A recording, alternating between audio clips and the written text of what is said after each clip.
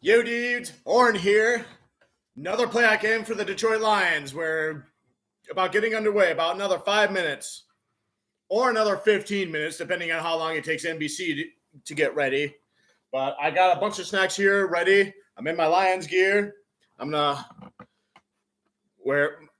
post some stuff here in a second, and then we're gonna be underway.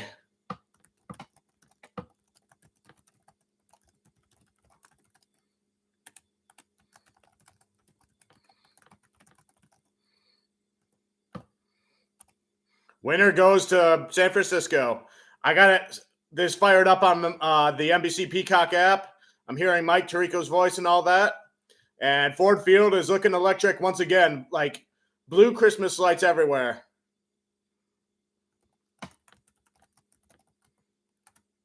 And I'm going to post something else too.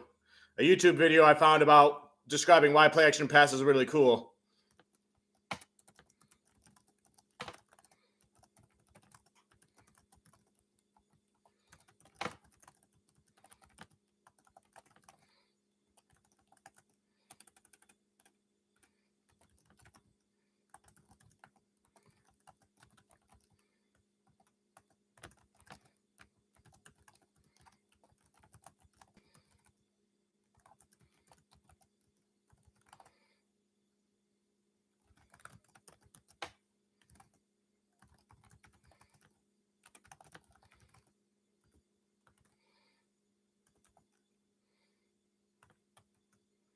Oops.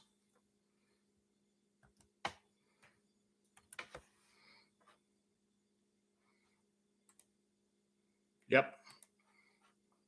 So yeah, if you're wondering why, the running game, the rushing game is important for setting up the passing game, the play action pass, like what the Lions tend to do, and you're wondering why it's not the other way around, like use the passing game to set up the rushing game, that sort of stuff. This video, I think, does a good job of explaining it, especially with Brandon Staley's comments, and he emphasizes the point that the rushing game introduces the physical element of the game, which is a component for helping defeat the defense there too. So, but the way I've always explained it out, it's always about the linebackers because it's easier to trick them to think there's a run coming your way and they get fooled on the pass than it is to think about pass and then get tricked by the rushing play. So, and you can get a lot more bigger yards if you successfully do a play action pass than like the rushing game because it forces the linebackers to stop the running backs to get 5 yards on each and every play. So, but the Lions are good at all the above, which makes it very difficult, which is why their offense has been so effective. So for those of you wondering, that's there. So just waiting for the start of the game. It's going to be fun. I feel like I'm watching this game pressure-free because we won our playoff game. We won the division. The Green Bay Packers are out, so even if the Lions lose this game, we can still claim dominance over the rest of the NFC North because we still got the NFC North there. But the Lions should be able to still win this game, though. So I'm watching this pressure-free, unlike the last playoff game with the Lions where I was just laser-focused to be like, okay, we need to win this game. We need as much good karma as we can. Do not say a single syllable to jinx it. But now I'm just kind of watching this, free and relaxed and having fun with it. Even though I don't want this to be a trap game because the Bucs could be good. But, I think the Lions are better. So Jeff Daniels is narrating the intro for Detroit and all that. That's pretty cool.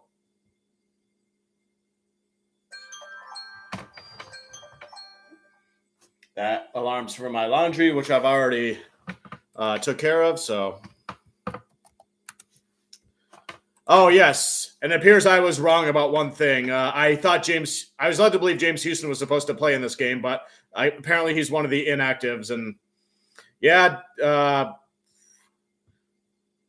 Dan Campbell was cryptic about that in the press conferences, and I figured that was him trying to mess with Tampa Bay with what to expect, and I guess it worked.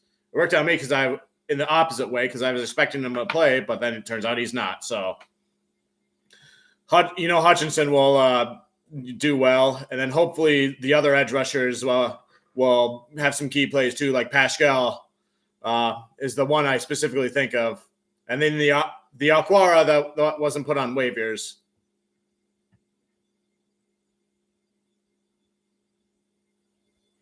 But yeah, the defense, I believe the defense will play well for us, but what they do will be huge as well too. So.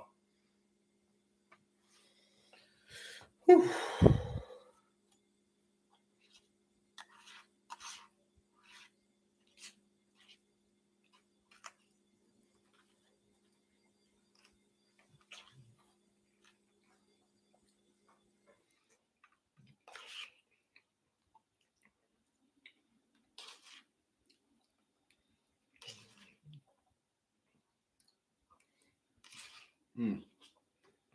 I got my frozen dinners made here. Temperatures outside for me have been slightly better. It's like around 18 degrees out there, which is nice.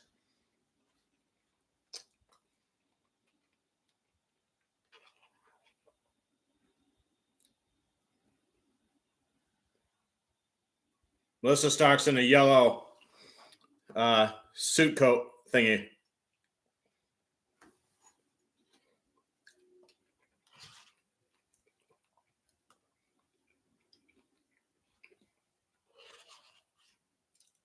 They're announcing the starters, and they're coming out.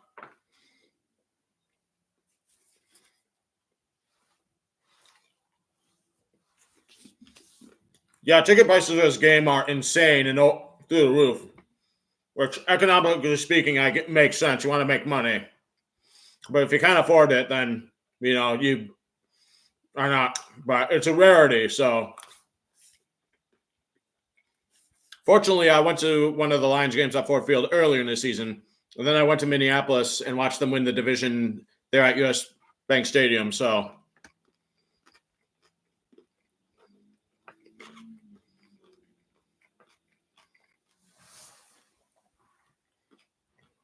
revenge tour my butt, Bucks. When we played you, we had a handful of our starters missing, so I think you're going to have your hands full there. Although I acknowledge both teams are better, but,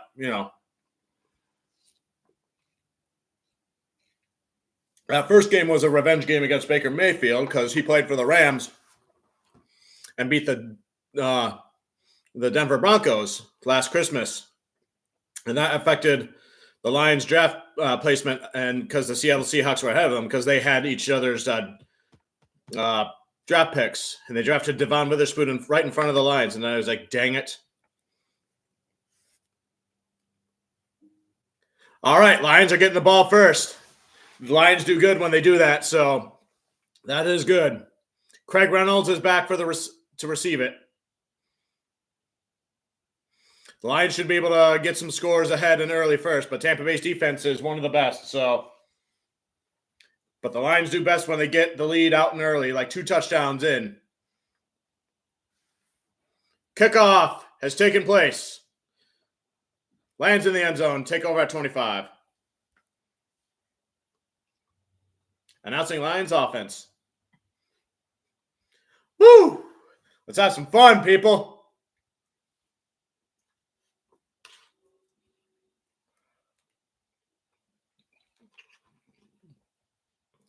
I didn't know Graham Glasgow went to Michigan.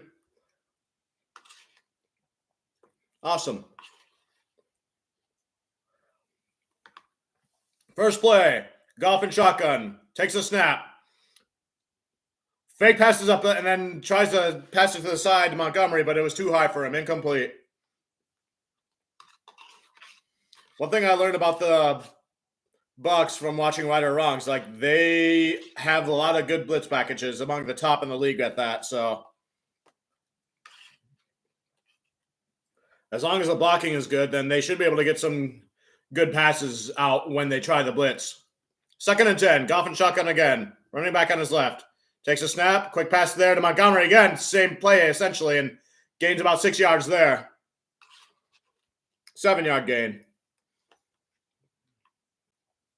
Announcing Bucks beat defense. Elijah Kanchi's the first one they said. Yaya Dabi, a linebacker. He's got to watch out for him.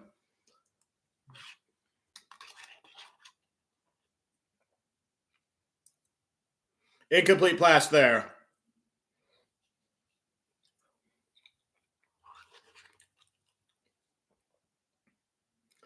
Apparently he knocked out the pass, so Detroit's going to have to punt. Kalijah Kancey was heavily talked about by the Lions fans in the offseason about him being the 18th overall pick for them because, they figure the Lions need defensive line, but he went one pick later at pick 19 to the Bucs when the Lions opted for Jack Campbell at that spot. Kancey is super quick and good at getting sacks, but, his height and weight and that sort of things was the issue. From what I heard, at least. The punt gets to the 20, and he gets, missed tackle at the 20. He's still running around. Gets tackled near the out-of-bounds area at the 20. Will Harris on the tackle. Haven't said his name in a while. Announcing Tampa Bay's offense, and they're going to get the ball here.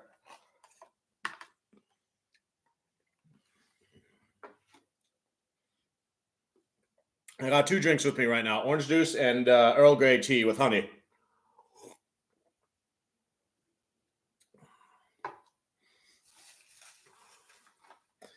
First and 10 at the 20. Baker Mayfield under center.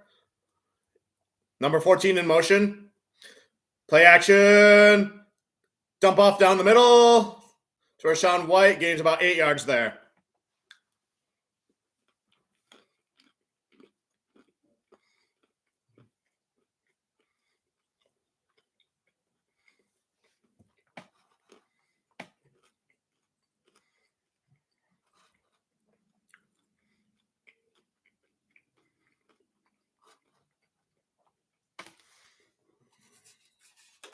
Second and 2.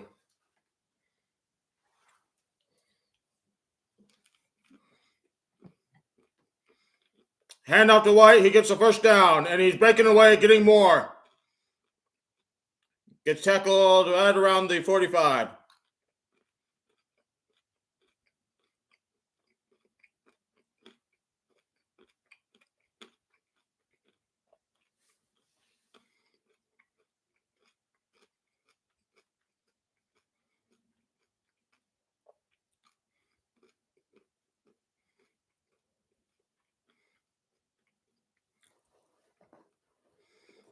Bucs are establishing the run game so far, and they haven't been good at that all year,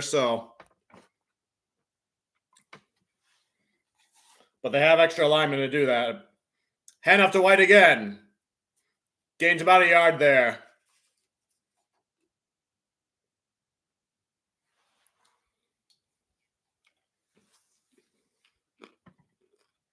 Announcing Lions defense now.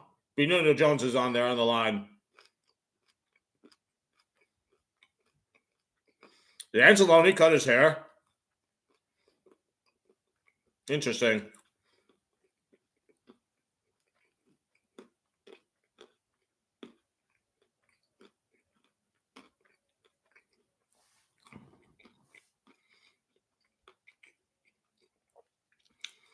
Mayfield takes a pass, and he's getting sacked. He gets sacked.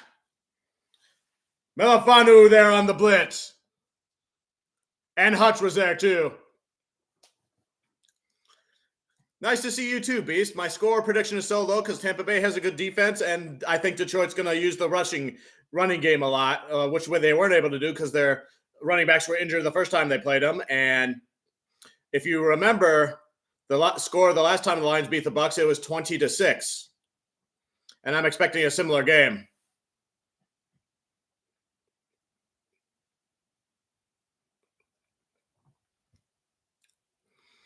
Third and 17 for the Bucs. Baker Mayfield and shotgun. Processing. Pass down the middle. Blocked. Intercepted by Gardner Johnson, CD Deuce. He catches it. Ball was batted up in the air, and he wound up catching it. Forced out of bounds. There's the Lions defense. There we go. But yeah, I hope the Lions prove me wrong with the score prediction and they blow them out, obviously. So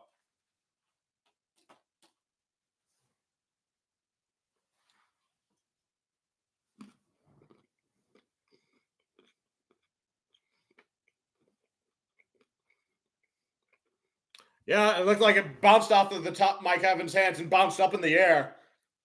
Almost like a volleyball setup. And that's what happens. Like, boom. Tampa Bay has also been struggling with catching passes because they dropped a lot of passes against the Eagles despite beating them.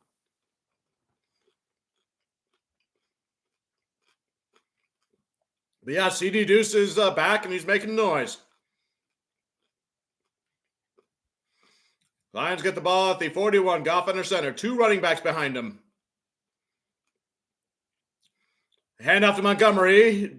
Bulldozes through for about 5 yards there.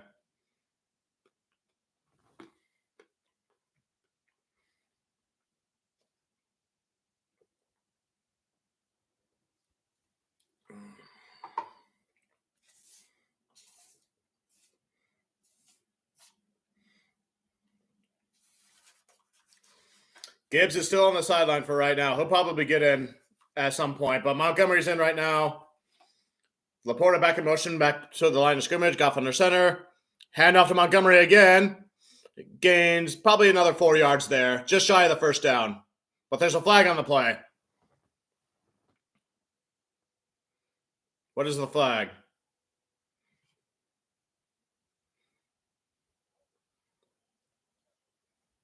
Holding defense 94. Automatic first down. On Kalijah Kancey.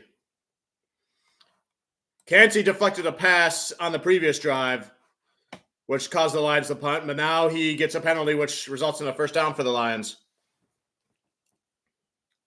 You know, he's a rookie. Rookies make mistakes. Can't hold it too much against him. Then again, you are playing in the postseason, though, so.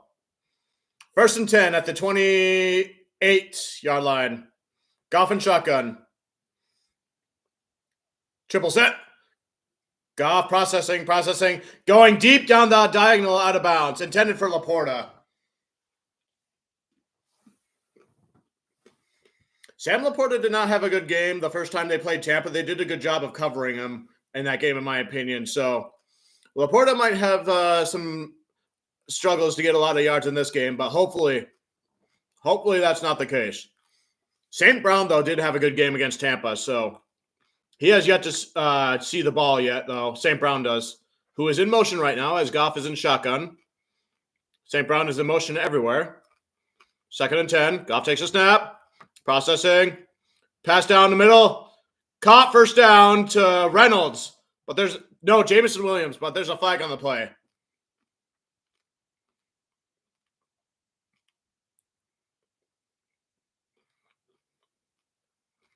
Yeah, I'm watching this on Peacock, and it's like pretty much on point and live, so.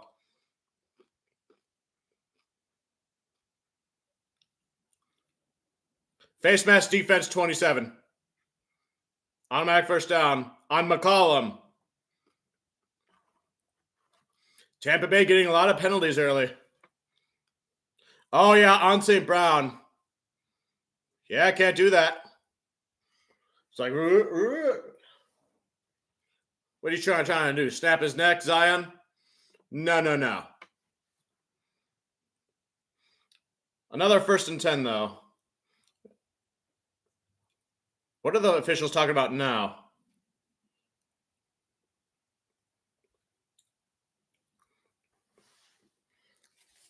Dan Campbell chewing on some gum, just watching on, very casually.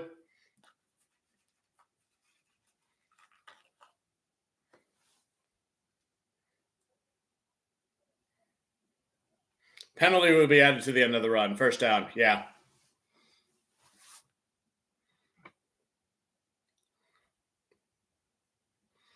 I recently saw like a GIF or video or something of Dan Campbell at Comerica Park at a Tigers game last summer with his sunglasses, just sitting there like he's PC principal, just in the middle of other people, and that was just so awesome.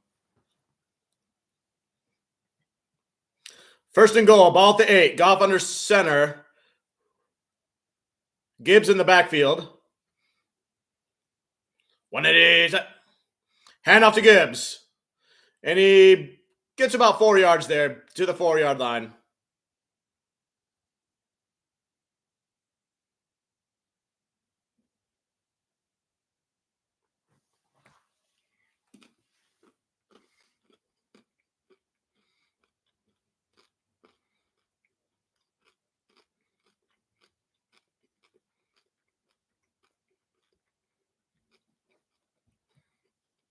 Second and goal, ball at the 4. Goff under center. Laporta in motion. Play action. Lobs it up. Oh, almost intercepted, but it was dropped. Ooh, Jamal Dean almost had an interception there. Dang.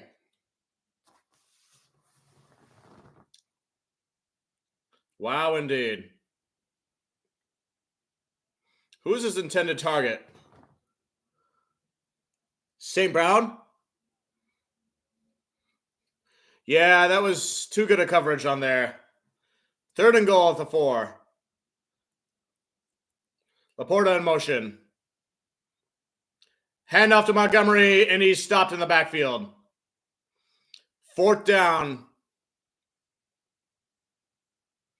It looks like Campbell's sending out the field goal unit.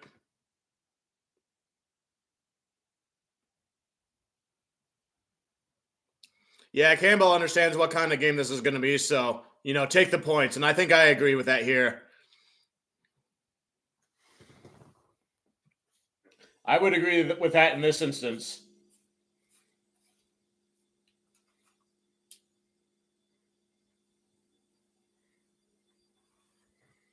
This is at 23 yards. Basically an extra point, and he nails it. Field goal is good. 3-0. Lions turn an interception into a field goal. I think I said that sentence last night at some point too. Lions have the lead.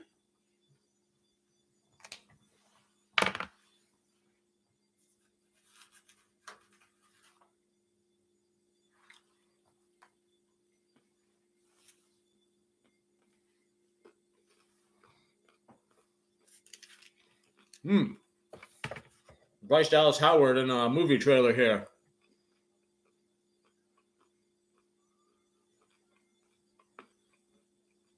Argyle.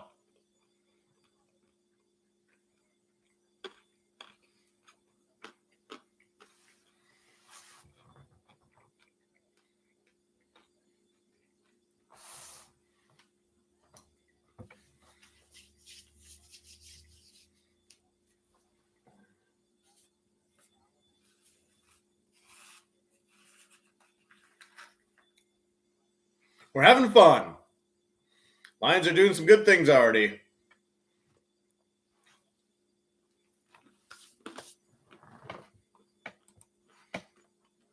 Just going to check out some of the stats so far real quick. Mayfield's passed for 8 yards. Gossip has passed for 18. Rashad White has 2 carries for 17 yards. Montgomery, 3 carries for 8 yards. And Gibbs had 1 for 5 yards. Jamison Williams had an 11-yard reception. That was the first time I remember that.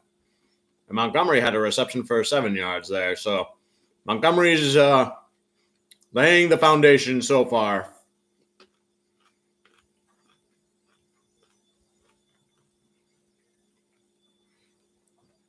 KJ Britt for the Bucs is credited for having a tackle for loss on a play. And Jamal Dean has a pass deflection.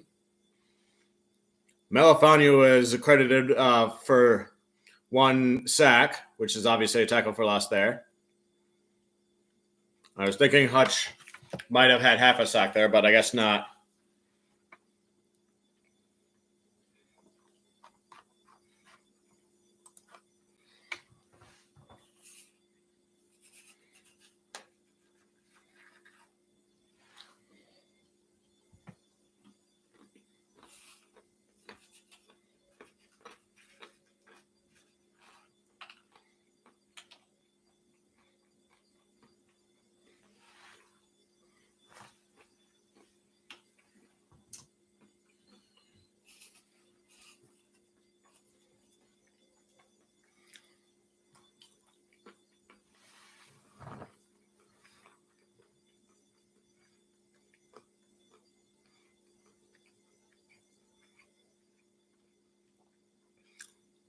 Kickoff. Touchback. I saw Rodrigo running around in the middle of that. Winner of this game goes to San Francisco, where there was snow last night when I watched that game. So California, I'm surprised there, but with global warming slowly creeping up on us, any type of weather is possible anywhere.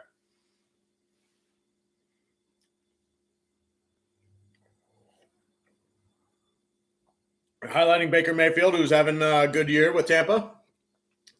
Hand off to White, and he gets about 8 yards there.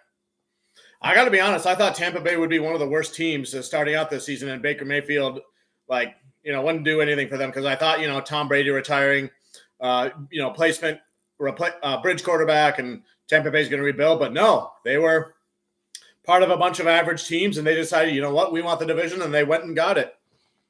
So,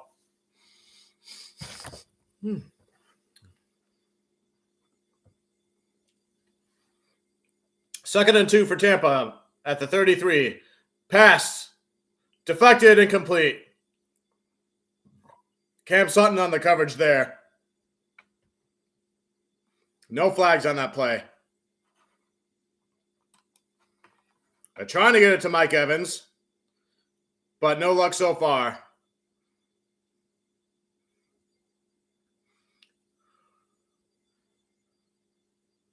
Looked like Pascal almost deflected that pass too.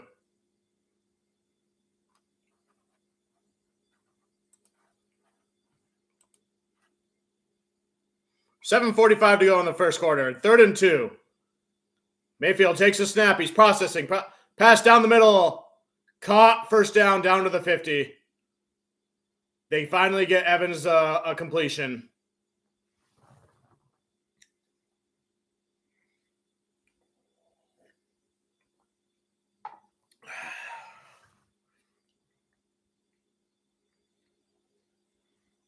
Melifonwu he was covering him. He just wound up catching it, Evans is an all-pro receiver after all. Consistently good, so. 1st and 10 at the 49. Baker under center, or in shotgun, actually. Fake handoff. Trey Palmer gets a first down on a cross route.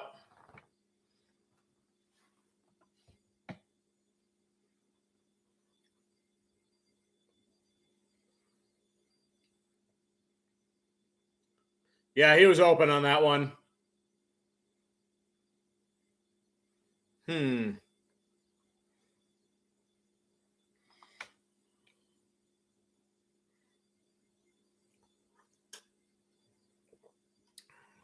First and 10 at the 26. Fake handoff. Oh, Mayfield is getting sacked. He gets brought down by Brian Branch, and I think that's Ali McNeil.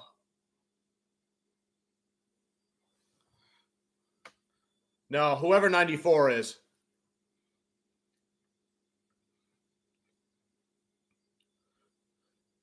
Yep, White tripped up on the block there.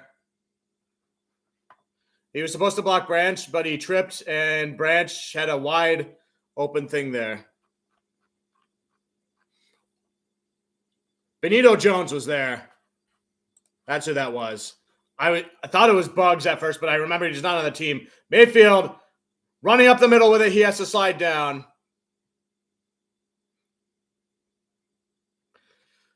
Lions are getting good pressure on Mayfield right now. 3rd and 18.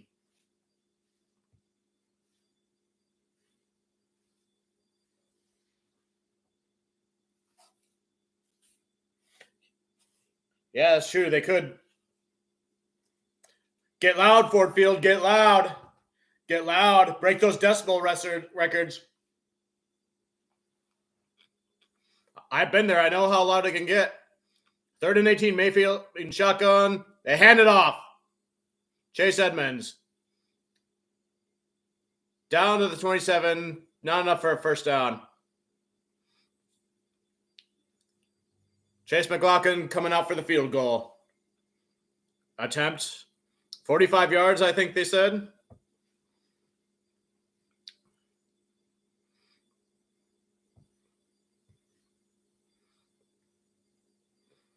43 yards out.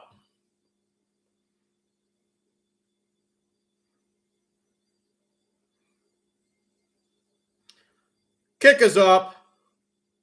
And it's good. We're at 3 so far. This game is a pitcher's duel so far. The equivalent of sending out your pawns for a chess match.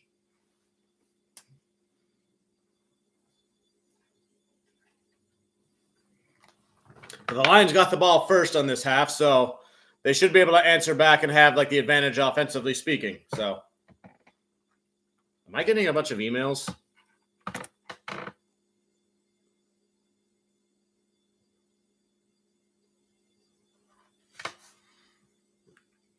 Oh, yeah.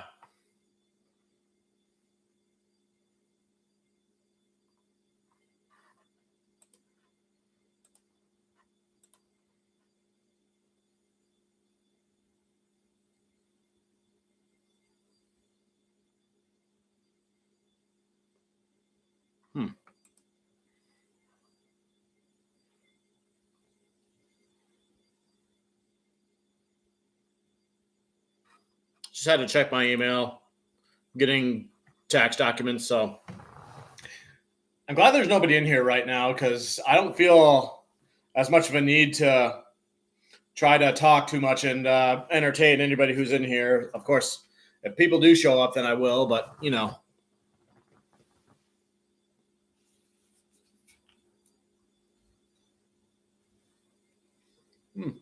Jimmy Dean sandwich, not too bad. It's been sitting here for a minute, so it's kind of cold, but, you know.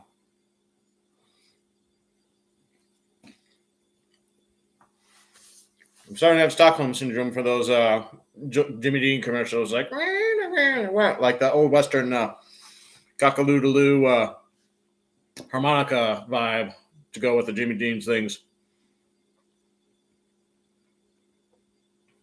Another Suicide Squad video game promotion thingy.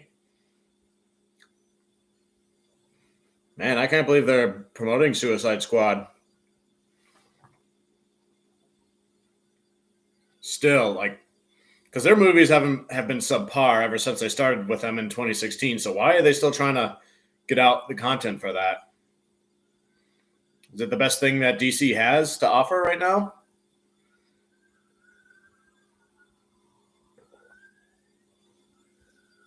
I hear ambulances outside my window. Yeah.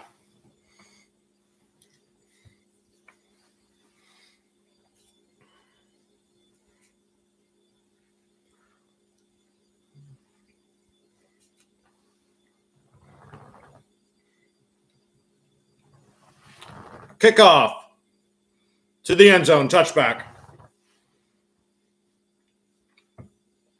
My knee's been sore since yesterday. And I've been trying to massage it a bit since then.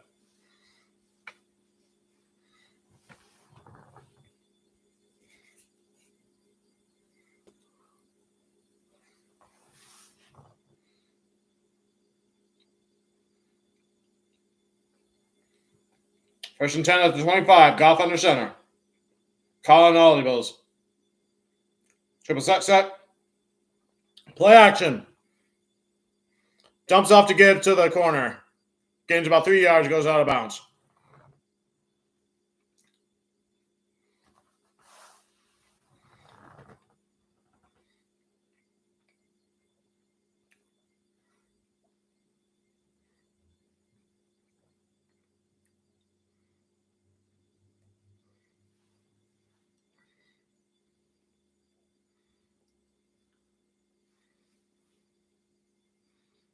Second and 7. Goff under center. Hands off to Gibbs. He explodes and dives for the first down.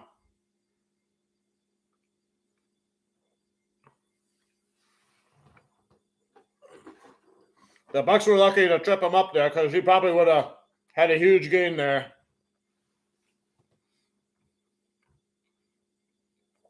Penei Sewell was pulling on that block, and he got a good block, but one of the other linebackers came up from behind and got him.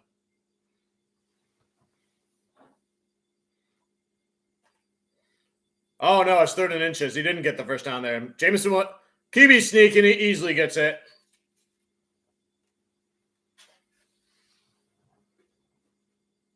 Jameson Williams was in motion there. What is Dan Campbell talking about there? And then he's just walking away.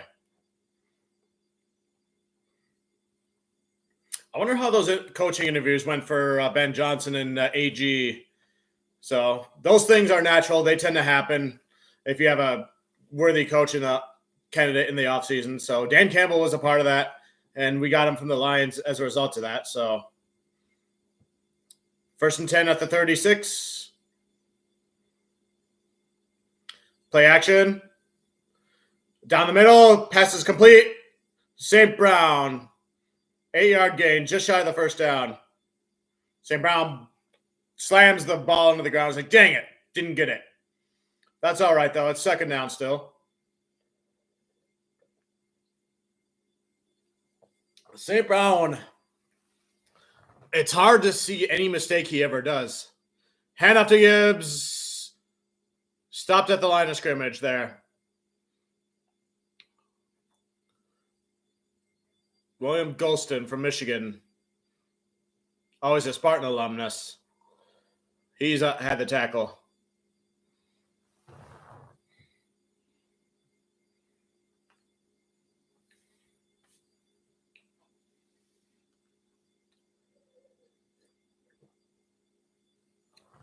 Third and 2. Ball on the 45. Goff takes a snap. Passes. Caught. First down, St. Brown at the 50. Right above the Lion logo on the field. Lions continue to move the ball.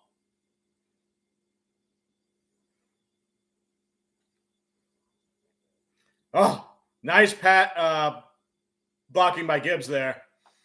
It's not his most marketable skill, but he still got the job done. But when you're coached by Campbell with blocking, anything's possible. And he gets the ball again, and he gains about 5 to 6 yards there. Right on top of the paw of the Lions logo.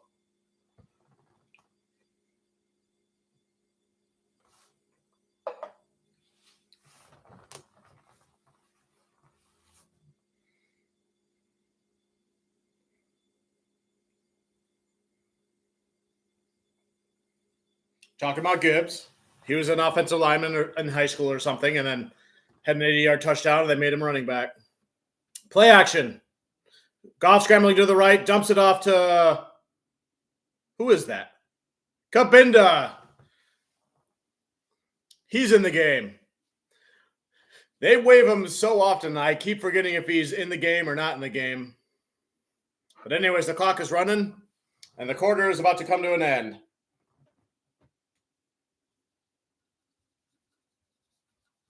One quarter down, 3 to go.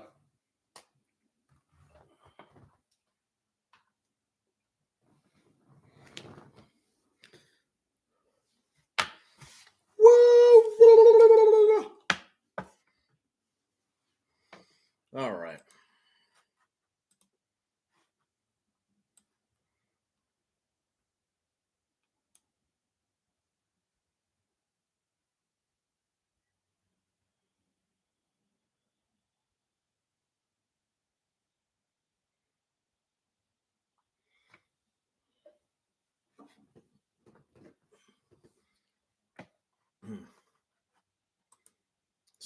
Still nobody in here. That's all right.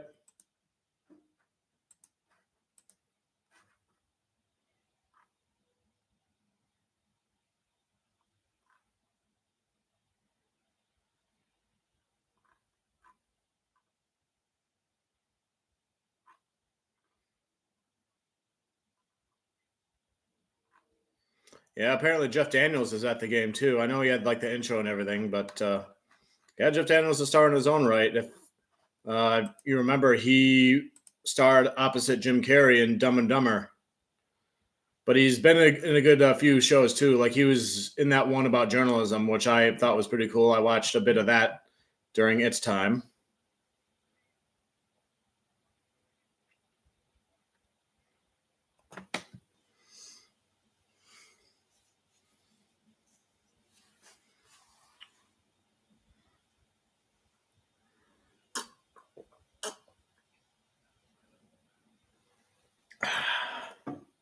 I'm almost through all my snacks, and then my orange juice is gone, and I just have the tea left to do.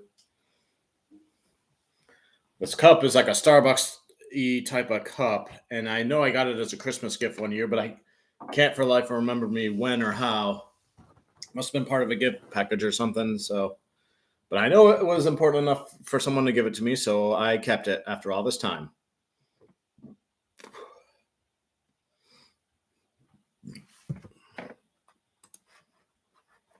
I'm just checking out the team stats. Everything's pretty much even, but Tampa Bay has, more penalty stuff. I got a notification for She Got Sports that she's live streaming. So, yeah, I caught wind of her channel last week, and I started watching a little bit more of it. So, she sounds like she knows what she's talking about. So, Detroit's got more passing yards so far. 3rd and 4. Goff takes a snap. Pass. Complete. First down. Sam Laporta at the 31. Woo! That was a good play. Of course, Sam Laporta is there. No hesitation on that one. And Laporta was covered tight, too, to get that. Goff and passing again toward the side to Laporta again, but he gets only a couple yards there. Lions continue to drive the ball.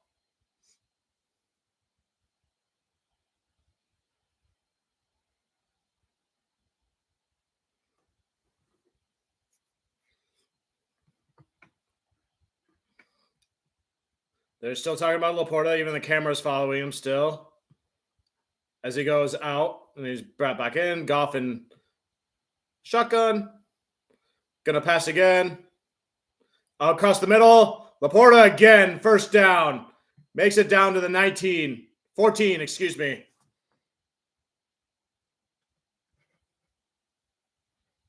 Laporta's starting to break away here.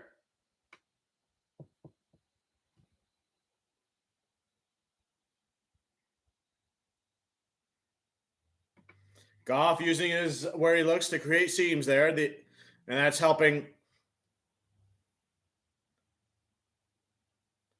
Where's the ball? Yeah, 14. Goff and shotgun now. Passing again. Lobs it up. Oh, St. Brown. It bounced off his hand. Incomplete.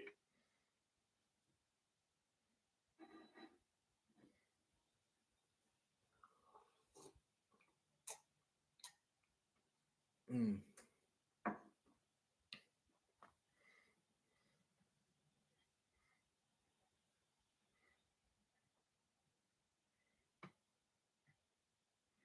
Second and 10.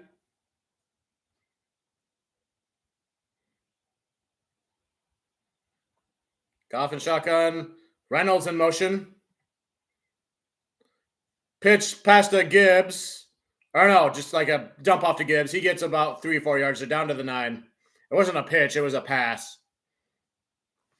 I apologize in advance because I get Jameson Williams and Josh Reynolds confused because their numbers look very similar. Like the 8 and the 9 look very similar. The difference being that small gap that separates an 8 and a 9.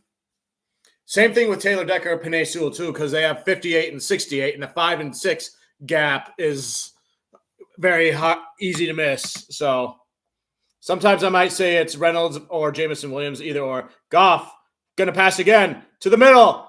Caught! Touchdown! Josh Reynolds. Yep, it is Josh Reynolds. Pass to the middle, toward the back of the end zone. Barely covered. Excuse me. Yeah, the Bucs aren't getting that much pressure on him. And then Reynolds eventually got open right there, and he just saw him, and boom. It was like he tried to give him up on a zone play, but nobody picked him up.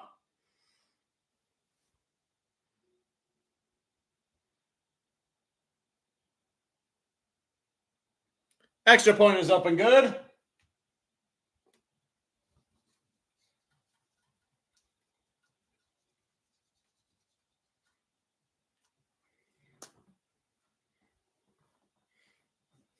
10-7. Detroit is winning again.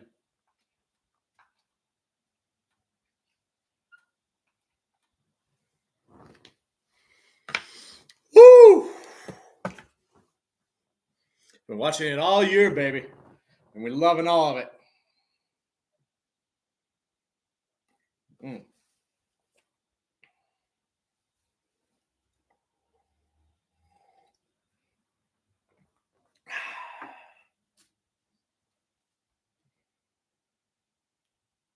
Oh, my dad texted me. I don't know how I missed that. Hang on.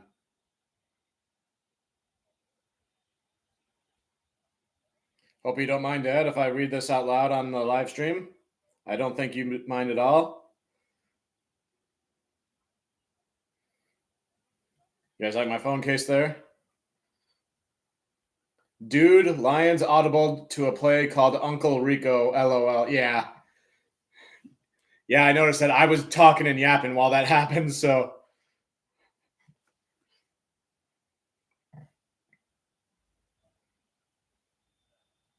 LOL, awesome. What should I text back in response?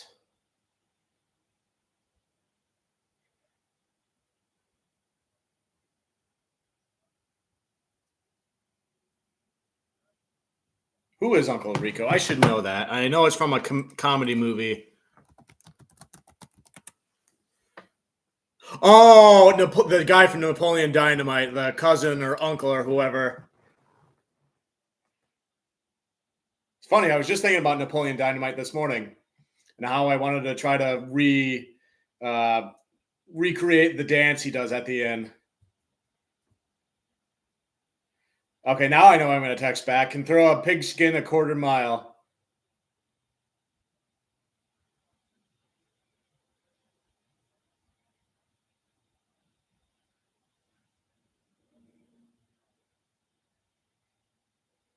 Yeah, that is awesome. There we go.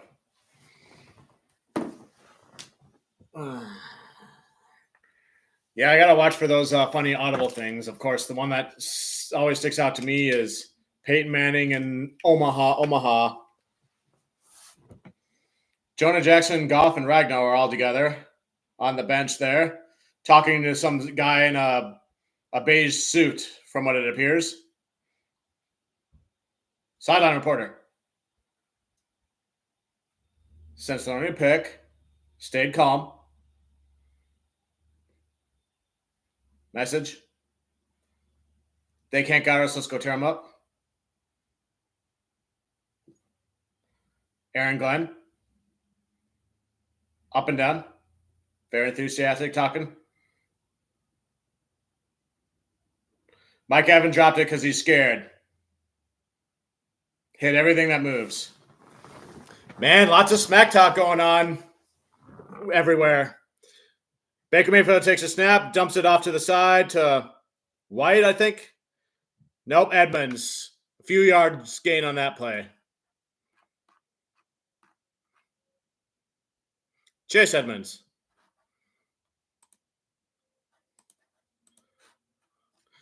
Yeah, I get the sarcasm, announcers. Press conferences are way different than sideline stuff, so.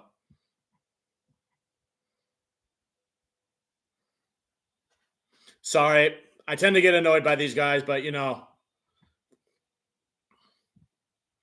I studied PR, so I know about all this stuff about press conferences. The handoff to Edmonds again gets probably about a yard there.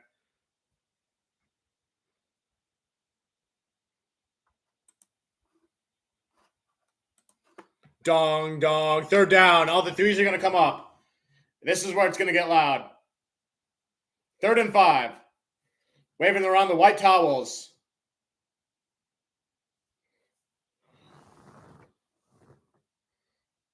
Similar to the Steelers when they do it. That's on the sides, not in the goalpost areas. Ball at the 35. Dumps it off out the middle. Gets tackled, but he dives just shy of the line. Inches shy, the ref says. Jalen Reeves-Maybin on the tackle there. I love it when Germ is on defense and does stuff. But there's a flag. Pass interference. Off. Repeat third down, 10-yard penalty. On Cotton. Or C. Auden.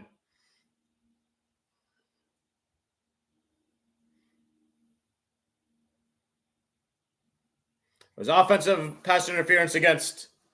Oh, he ran into ends alone there. While C.D. Deuce was trying to cover him. 3rd and 15 now.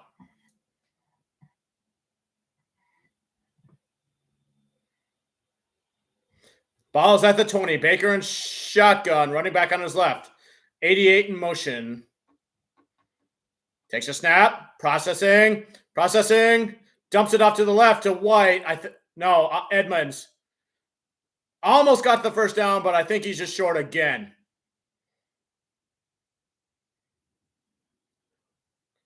They mark him a full yard short. They're still on their own side of the field, so...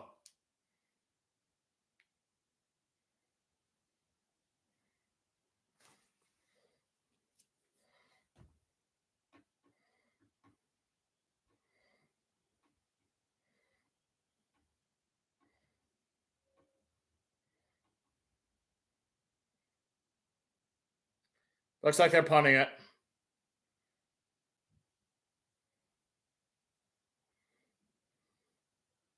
They're punting. It was 4th and 1, but they're going to punt it.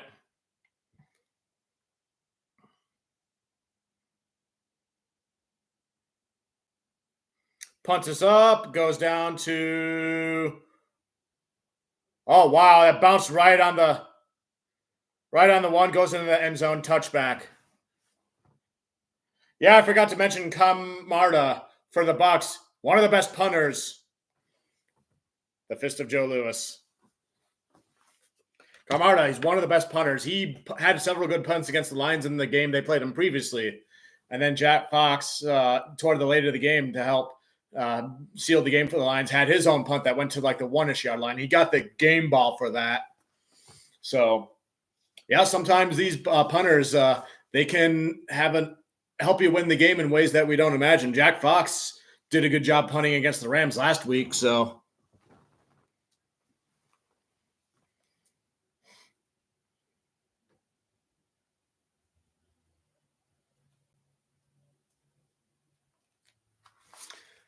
Woo-hoo-hoo-hoo.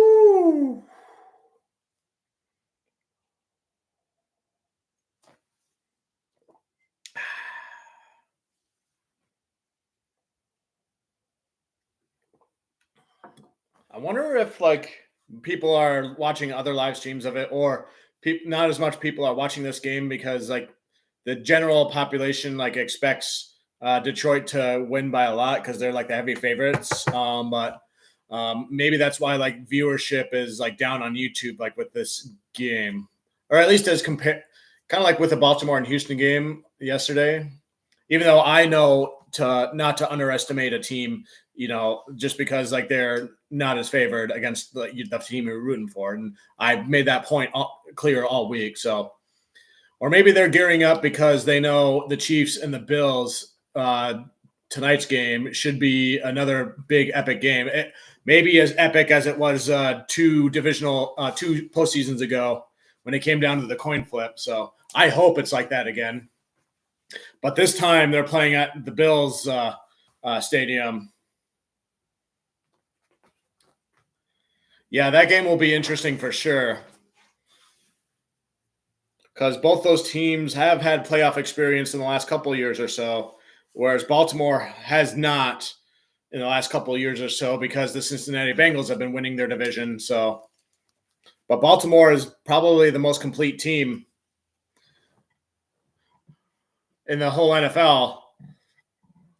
Besides San Francisco would be second there. So we obviously saw that game before. So.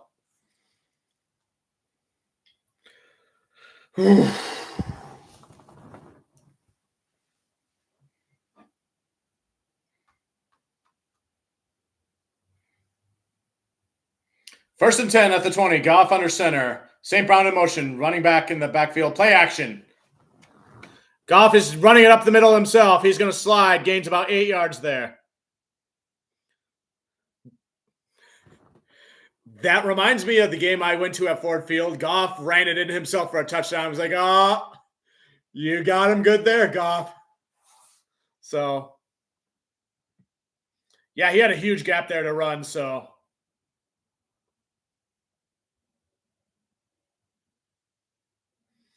Nice call, Goff. Don't hurt yourself, though. St. Brown in motion. Goff takes a snap. Goes to Laporta toward the side. Gets the first down.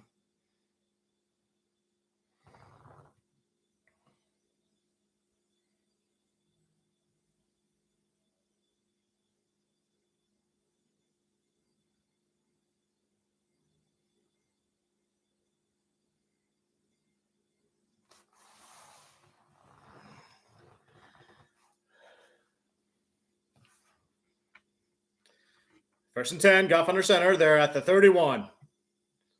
Kill. He's calling an audible, pointing. Hands off to Montgomery. Gets nowhere there.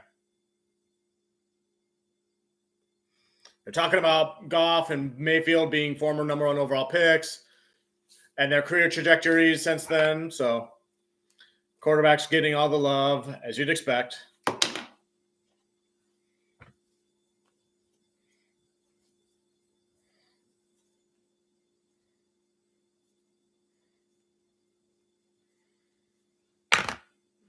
Second and 9.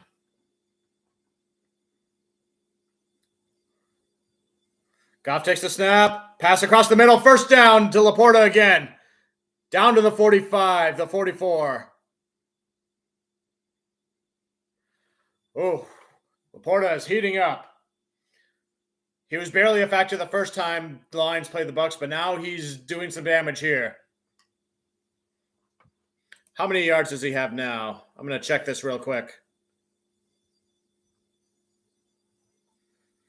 5 receptions, 46 yards so far. First and 10, they're staring right at the Lions logo. The Lions offense is. Goff drops back again.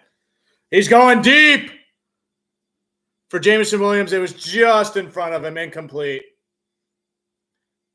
Usually he throws behind him, but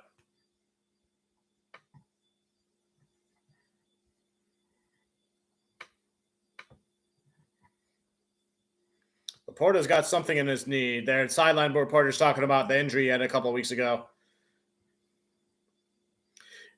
Yeah, that other game against the Bucs, he had a deep pass to Jameson Williams, which was a touchdown. He actually overthrew him this time.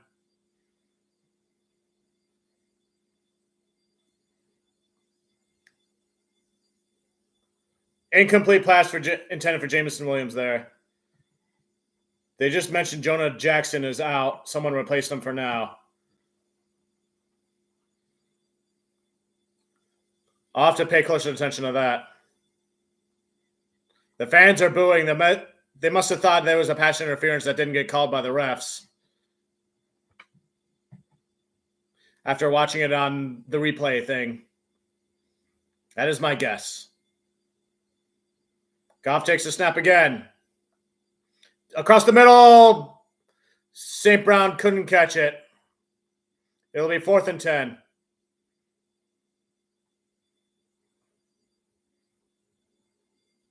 Campbell's walking around like dang it. That's the type of. Oh, St. Brown.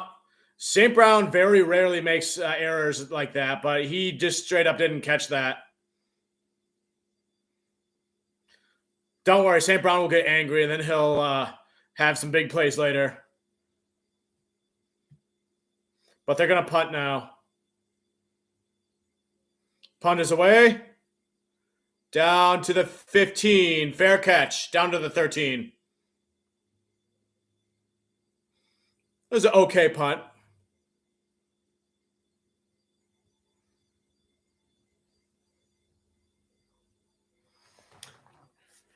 St. Brown, I know you've been perfect through your whole career with us, basically. You got to catch that. So, Dan Campbell said he holds Penei Sewell to high standards. The poster of him is in my other room. So, like, when Penei Sewell has, like, penalty that kills a drive, then, like, I get upset about that.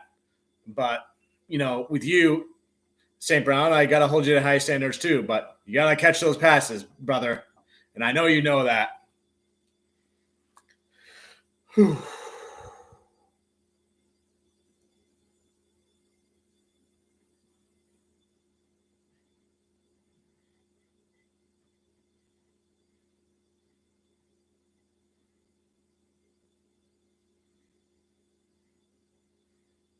I'm going to text my dad again. See if he knows if Jonah Jackson is out.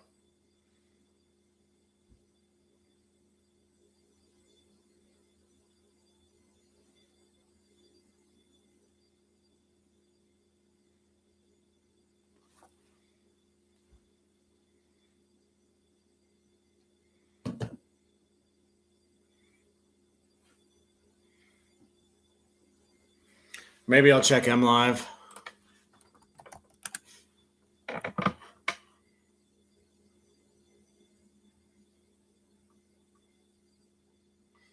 The first headline I'm seeing, Baker Mayfield talked trash, period. CD Deuce picked him off, then flipped him the ball. Dang.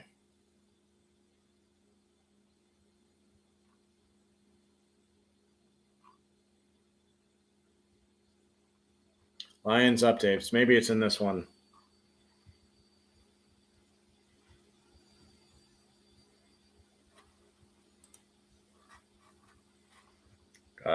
Click away all these ads. Tampa is shockingly soft in coverage over the middle. And so much cushion.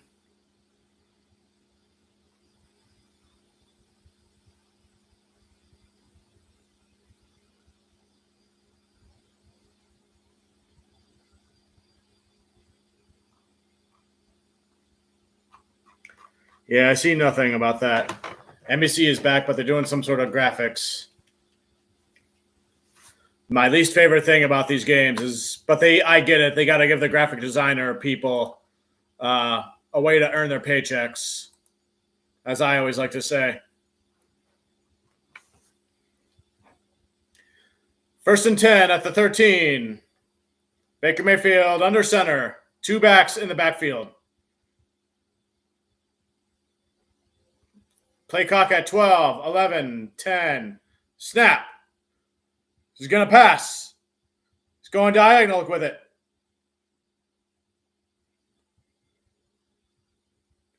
.35 there. First down. He falls out of bounds. Falls backwards, kind of.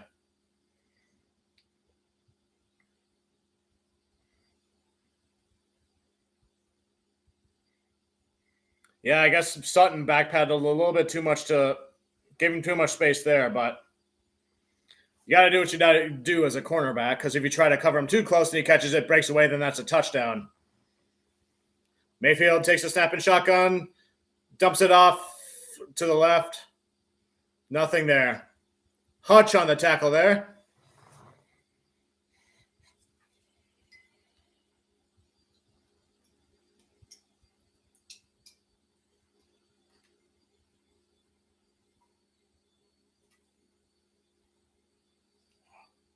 Not even.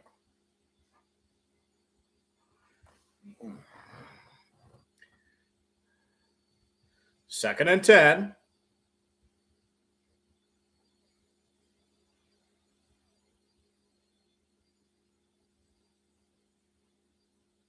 Mayfield takes a snap. They give it to the running back.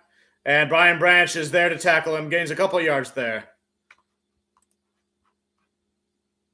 Yeah, White is number 1. Just wanted to double check that.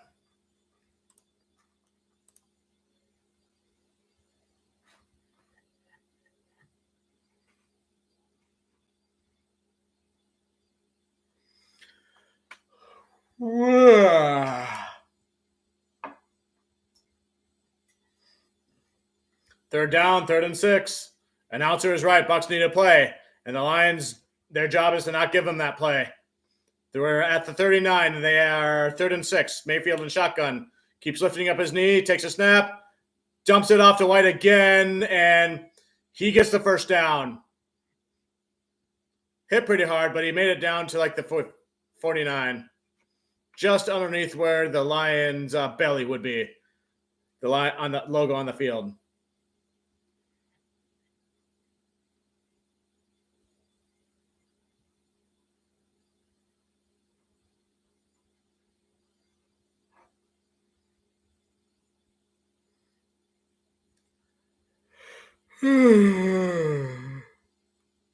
First and 10, 4:05 to go in the half. They fake hand up. Baker Mayfield gets it to their first down there to Auden. Clock is still running at 3:50.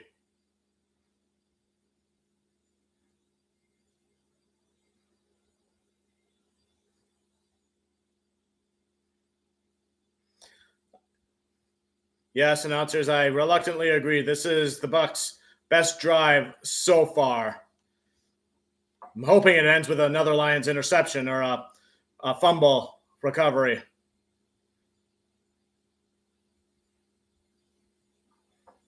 Baker passing again. He's under pressure, though. Almost got sacked. Gets rid of the ball, lobs it out of bounds.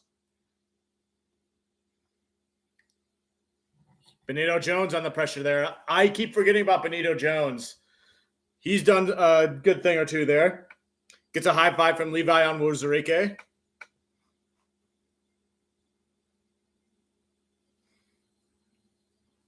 At least they're still getting pressure with that stuff there.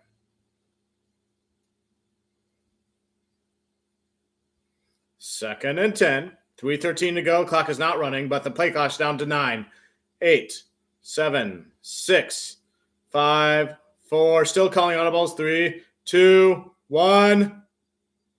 Delay game. Give me the delay game. They hand it off to Edmonds. Gains 5 yards there. Dang it. No flag there. Clock is running down to below 3 minutes. Third down. You're hearing the big bang dong. Oh, God. I just imagined the Vikings skull chant horn. I might need some therapy to get the U.S. Bank experience out of my head from that part. But then I got to remember, oh, yeah, the iffy interception to win the division there. 3rd and 5. Mayfield and shotgun.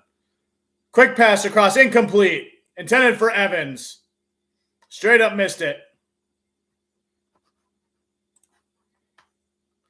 It looked like it was... No, that can't be right. Not Jahmyr Gibbs. Who was that? It looked like 26 when I was watching it.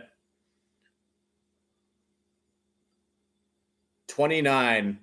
Oh, that was Kendall Vildor.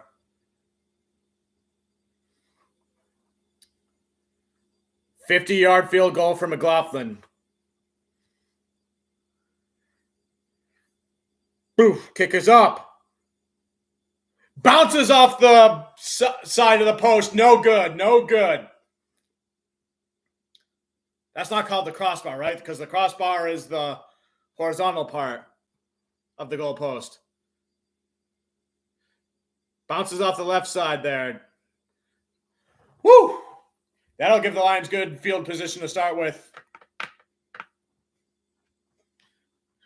The Lions stopped them on that drive that time.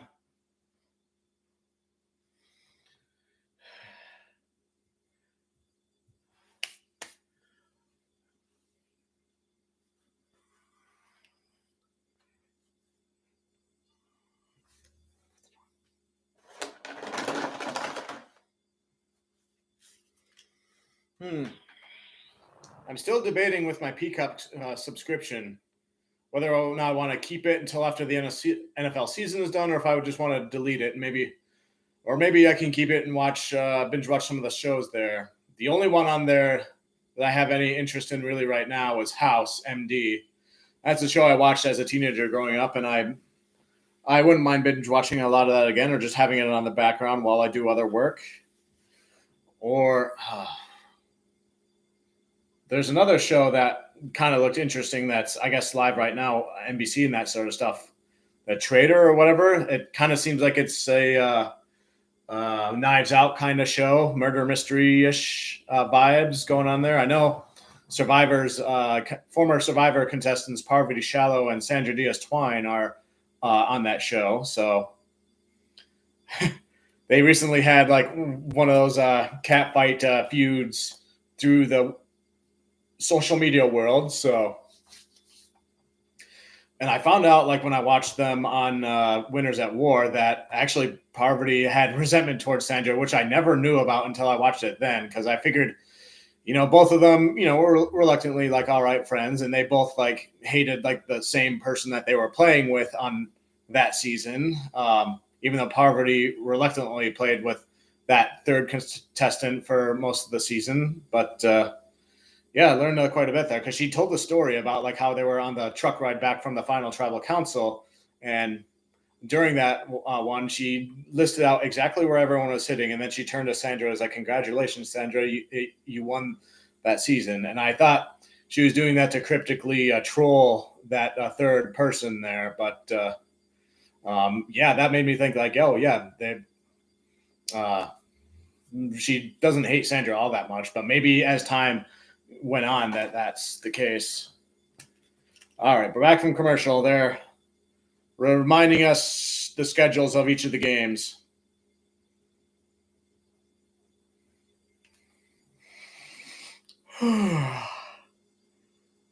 Presented by Intuit TurboTax. Waiting for all my tax documents to show up, and then I'm going to get my taxes done right away. 1st and 10 for the Lions at the 40. They hand off to Montgomery. He gets about 4 yards there. Right in front of the Lions logo face. Jonah Jackson update. Outside of left knee. Adhesive heating pack. Back in the game. Limped into the locker room. Officially questionable. Got it. But he's back out there now. As the 2-minute warning is upon us.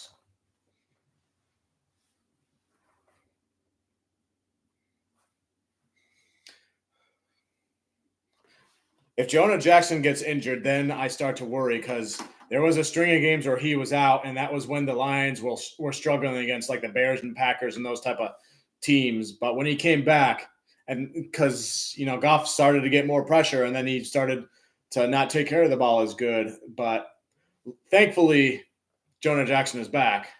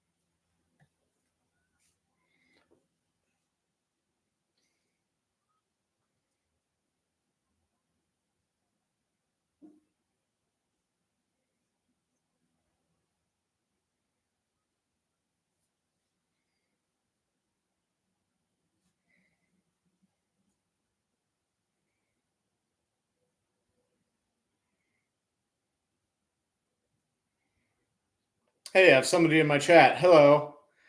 Hi, hello. I had somebody in the chat a little bit earlier. Oh, they're gone. Now I have had someone to entertain for a brief second there. Yep, just waiting on commercial break. I was just texting my dad. Yep, I see what happened with Jonah Jackson and, all that good stuff. Let's check Facebook. Let's see what some of the fans online are saying about this game. Offense not looking sharp. Well, they're playing against a great defense, and they're, even though they've been passing a lot, you're going to have to rely on the ground game to eat some time. So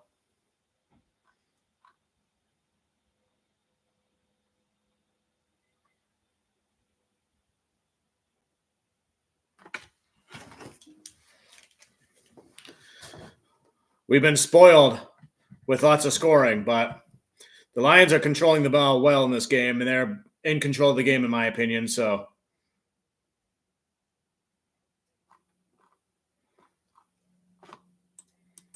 everybody just chill.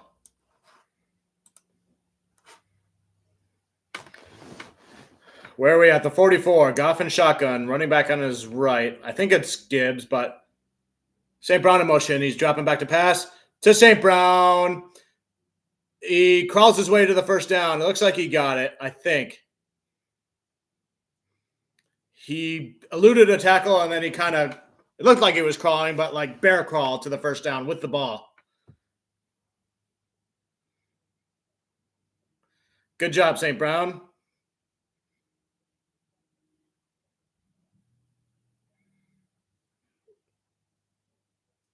Oh, they're looking at it, yeah. Runners down the bounce. Continue.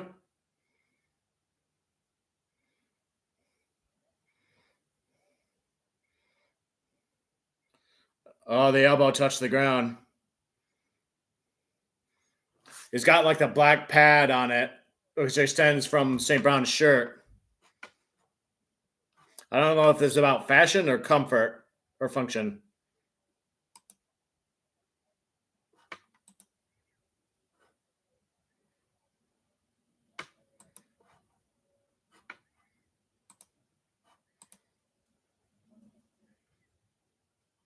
Go on, refs.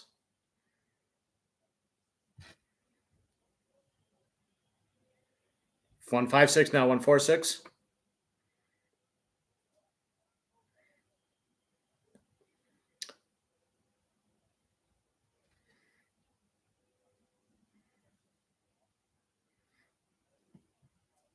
No one used the timeout. Yeah. Both teams have all their timeouts right now. So it's 3rd and 1. St. Brown in motion, Goff and shotgun. Goff going to pass, and he gets sacked. Kalijah Cansey there. Oh, no. Frank Ragnow's down and injured. What is happening? Oh, no. Not Frank Ragnow. What happened there?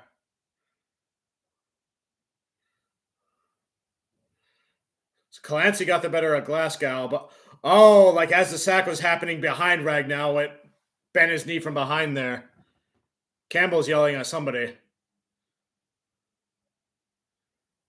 Ah, dang it. That was a messy play, and that I hope Frank Ragnow was all right, both short term and long term. That will probably mean Glasgow will probably move down to center, and who would be at right guard in that instance? Would that be Colby Sorsdale or somebody else? I'll have to watch and pay attention there.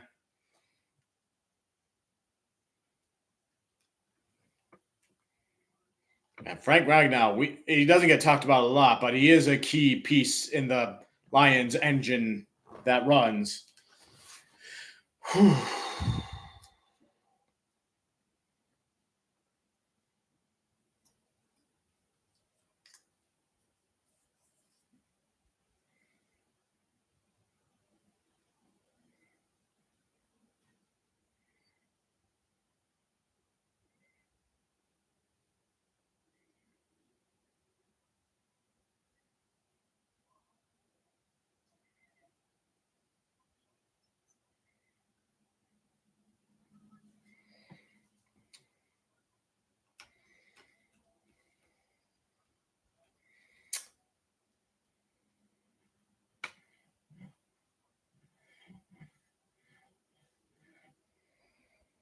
I eagerly await what's going to happen with Ragnow there.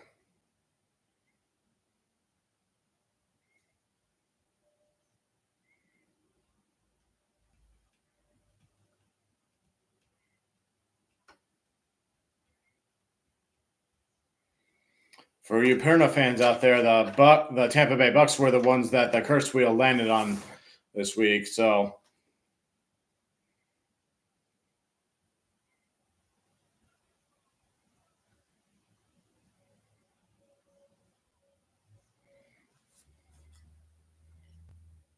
Still on commercial break. Man, oh man. All right, I'm just going to look at YouTube and look at some of the other headlines. Grossi's got a Packers fan reaction of the season. Ragnell's sitting on the bench right now.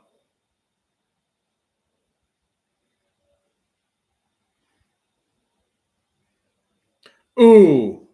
Landed on his leg. Like ankle or whatever. Meanwhile, the Lions are punting.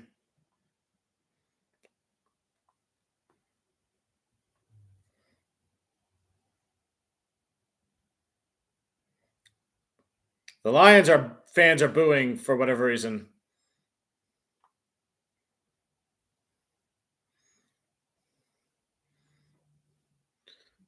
Oh, maybe they thought they jumped and it didn't. The punt goes down to the 8-yard line. So another good, consistent punt for the Lions there.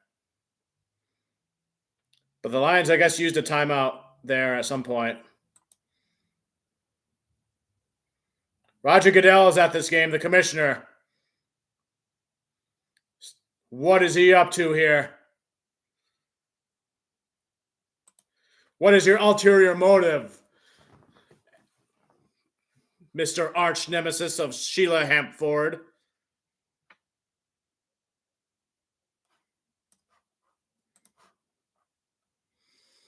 Oh, that makes me sick whenever Roger Goodell's there. It's like, what is he up to? Because Mayfield takes a snap and hands it off to White. He gets the first down to the 20. Clock continues to run, 1:18 and counting.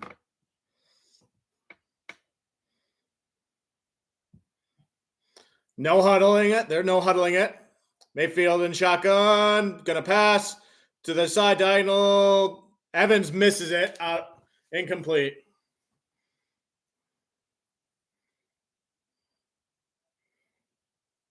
Man, I hope Frank Rhino is okay and he'll be able to come back in.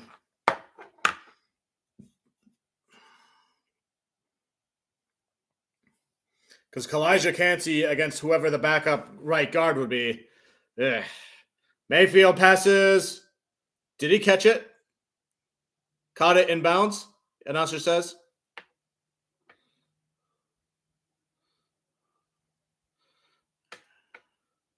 Knee down as he caught it. Third and short, though. 44 seconds and counting. Mayfield in shotgun. He keeps it. Oh, no. He's got a first down. Goes down to the 40. I thought he was going to break away there for a second. 35 seconds. The clock has stopped.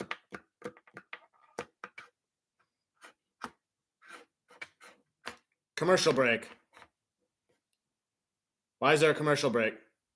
Oh, no, it's one of those brief commercial break thingies where they share the screens. Yeah, someone must have called a timeout.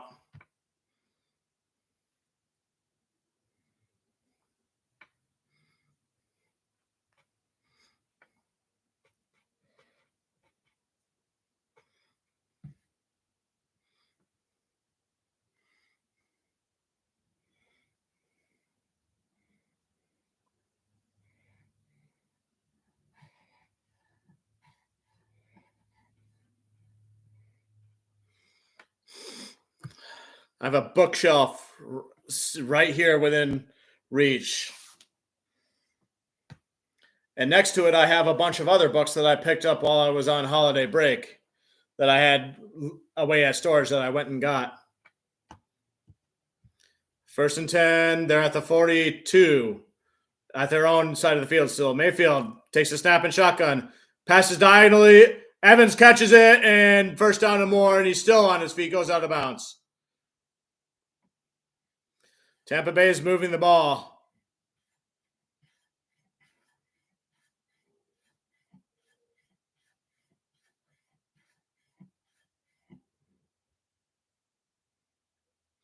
Did a swim move to get away from Sutton, and then he just trips on nothing. Another pass attempt. Did he catch that? He's down, marked down at the 1 yard. Timeout called. Got to give credit where credit's due. That was a great catch. Like over the shoulder. Just don't let them score a touchdown. Think all the way back to Lions defense against the Chargers when they were at the 1 yard line. And it took them like 8 plays to finally score. Let's do that stuff. Come on, Lions. This would be an important stop because Tampa Bay gets the ball on offense again to start the third quarter. I keep leaning this way, so I should turn things this way. Tampa Bay has 1 timeout left and Detroit has 2 left. The refs are still messing around with the clock because apparently 19 seconds left.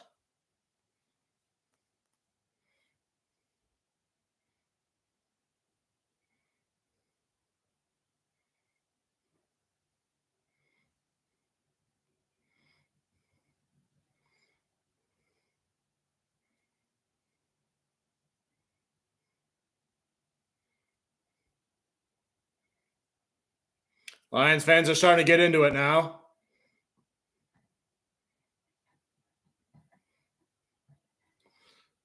Mayfield's been in shotgun quite a bit recently. Processing, lobs it up. He catches it on a touchdown, but there's a flag.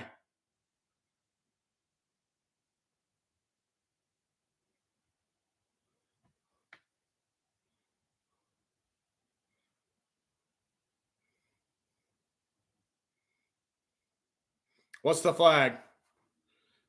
We're about to find out.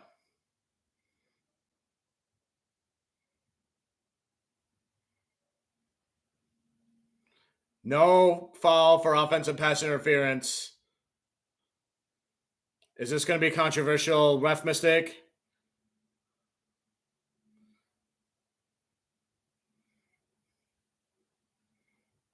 Someone smarter than me, look at that and figure out if that's accurate. But looks like a Bucs touchdown.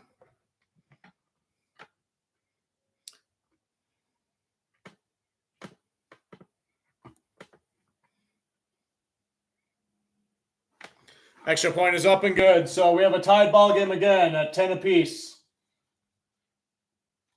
15 seconds to go in the half.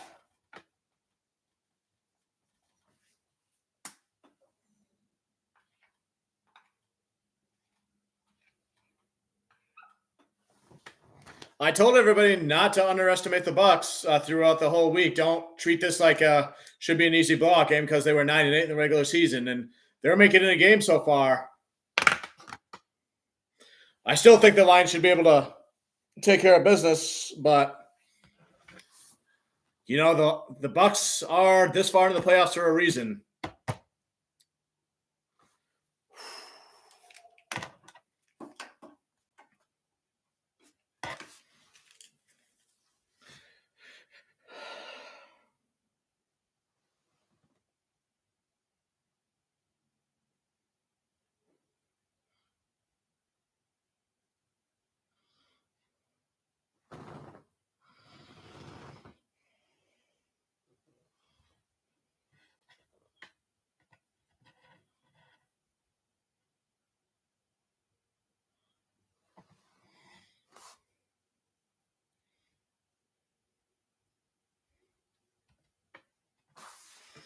Kickoff is about to take place.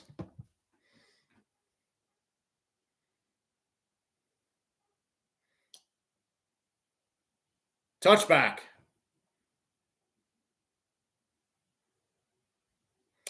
Oh, yeah, we're about to find out if Ragnow is going to take the field, too.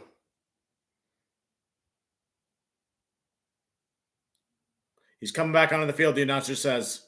I'm relieved to see that.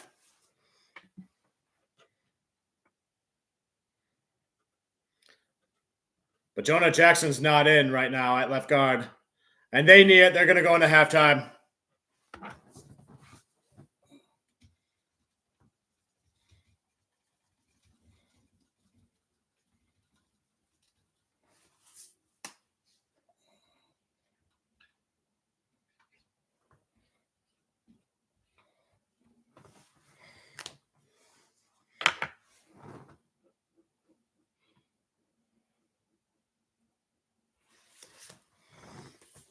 Made some plays and shooting himself.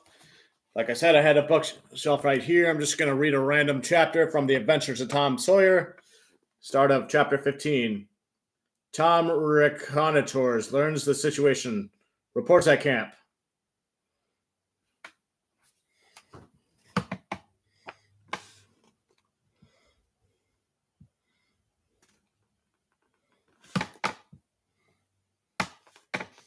Halftime now. A few minutes later, Tom was in the shoal water of the bar, wading toward the Illinois shore. Before the depth reached his middle, he was halfway over. The current would permit no more wading now, so he struck out confidently to swim the remaining 100 yards. You know, this reminds me a lot of the other book that this is connected to with Jim. So maybe that's what this book is about. I haven't read this book before, so maybe it's like Lion King 1.5, so to speak. However, he reached the shore finally and drifted along till he found a low place and drew himself out. He put his hand on his jacket pocket, found his piece of bark safe, and then struck through the woods, following the shore with streaming garments.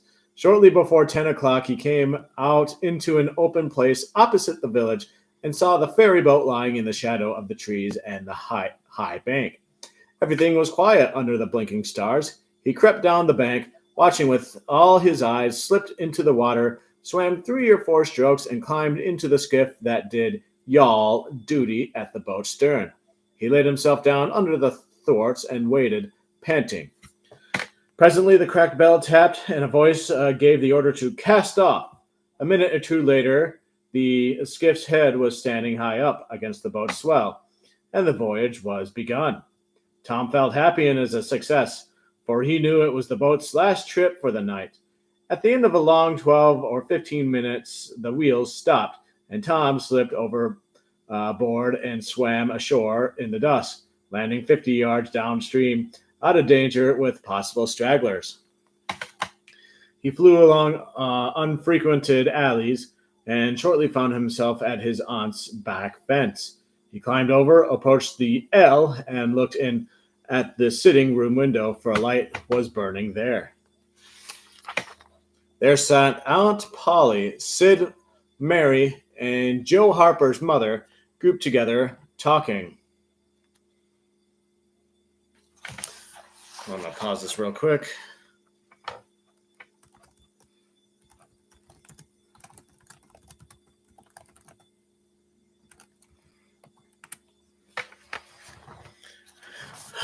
Let's just read another random chapter. Oh, I know. Let's go to page 69. Nice. Tom, whispered Huckleberry, does this keep us from ever telling always? Of course it does. It don't make any difference what happens. We got to keep mum. We drop down dead. Don't you know that? Yes, I reckon that's so. They continued to whisper for some little time.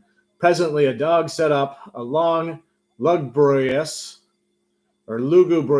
howl just outside, with 10 feet of them. The boys collapsed each other suddenly in an agony of fright.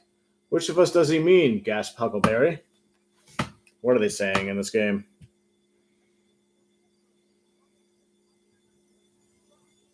Mike Evans, key drop. That was the interception, yeah. I don't know, peep, through the crack. Quick. No, you, Tom. I can't do it, Huck. Please, Tom. There 'tis again. Oh, Lordy, I'm thankful, whispered Tom. I know his voice. It's Bull Harbinson. Oh, that's good, I tell you, Tom. I was most scared to death. I'd bet anything it was a stray dog. The dog hauled again. The boy's heart sank once more. Oh, my. That ain't no Bull Harbinson, whispered Huckleberry. Do, Tom? Tom, quacking with fear, yielded and put his eye to the crack. His whisper was hardly audible when he said, Oh, Huck, it's a stray dog. Quick, Tom, quick. Who does he mean? Huck, he must mean us both. We're right together. Oh, Tom, I reckon we're goners. I reckon there ain't no mistake about where I'll go to. I've been so wicked. Dad, fetch it. This comes of playing hooky and doing everything a feller's told not to do. I might been good, like Sid, if I'd have tried. But no, I wouldn't, of course. But if I ever felt off this time, I just waller in Sunday schools. And Tom began to snuffle a little. You bad. And Huckleberry began to snuffle too. Confound it, Tom Sawyer. You're just old pie, longside, oh, what I am. Oh, lordy, lordy, lordy. I wish I only had half your chance. Tom choked off and whispered, Look, Hucky, look. He's got his back to us. Hucky looked with joy in his heart. Well, he has, by jingoes. Did he before?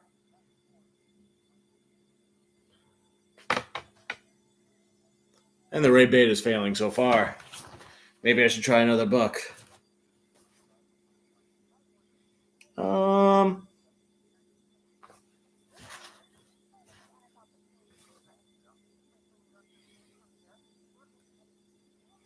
Let's try Lord of the Flies.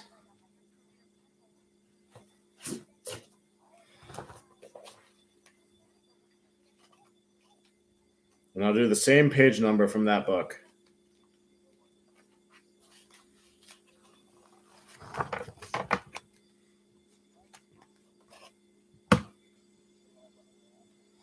Jack hid, liberated from shame and self-consciousness. The face of red and white and black swung through the air and jigged toward Bill. Bill started up laughing, then suddenly he fell silent and blundered away through the bushes. Jack rushed towards the twins. The rest are making a line. Come on. Come on. I'll creep up and stab. The mask compelled them. Ralph climbed out of the bathing pool and trotted up to the beach and sat in the shade beneath the palms. His fair hair was plastered over his eyebrows, and he pushed it back. Simon was floating in the water and kicking with his feet, and Maurice was practicing diving. Piggy was mooning about, aimlessly picking up things and discarding them. The rock pools, which so fascinated him, were covered by the tide, so he was without an interest until the tide went back. Presently, seeing Ralph under the palms, he came and sat by him. Piggy wore the remainders of a hair of shorts. His fat body was golden brown, and the glasses still flashed when he looked at anything. He was the only boy on the island whose hair never seemed to grow. The rest were shock-headed, but Piggy's hair still lay in the wisp over his head, as though baldness were his natural state, and his imperfect coverings would soon go, like the velvet on a young stag's antlers. I've been thinking, he said, about a clock. We can make a sundial. We could put a stick in the sand, and then the efforts to express the mathematical process involved was too great. He made a few passes instead. All right, I'm done. Ray Bait failed.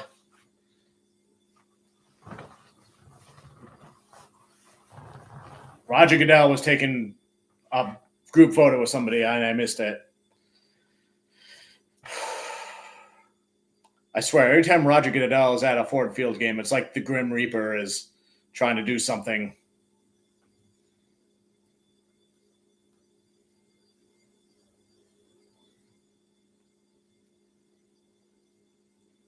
I'm trying to figure out what it could be.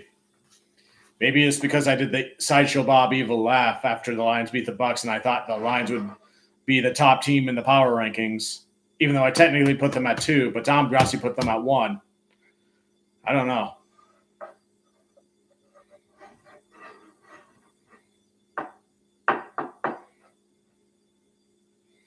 I have a dream, though. I had this dream one time where it was a dream, like it was a Family Guy cutaway after the Lions won the Super Bowl, and Roger Goodell has to give the Lombardi trophy to Sheila Hamp Ford, the owner of the Lions, and Sheila is like, come on, Roger, give it to me, like repetitively, and Roger keeps going, no, I hate you.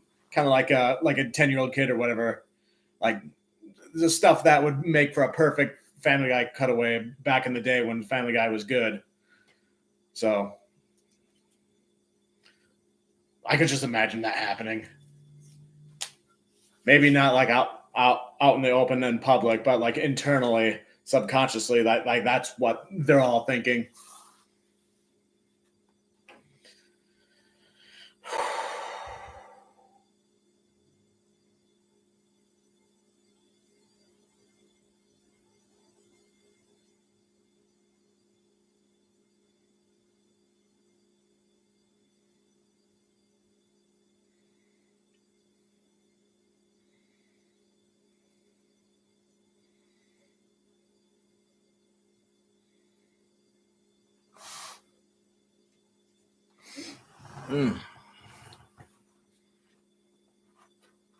Guess I'll check around YouTube right now.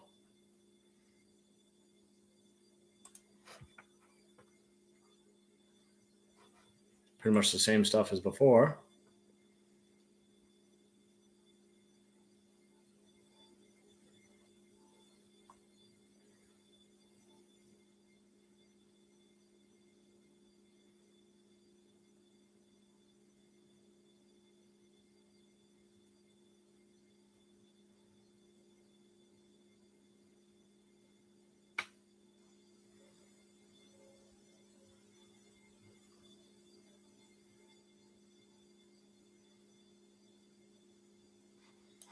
Yeah, nothing new there.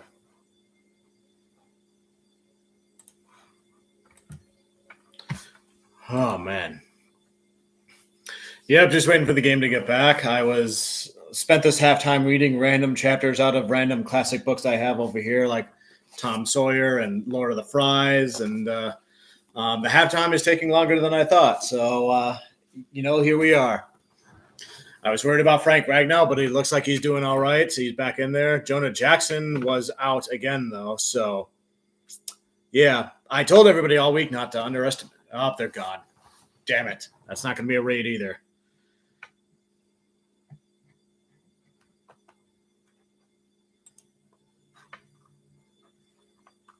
I guess I'll check out some of the team stats.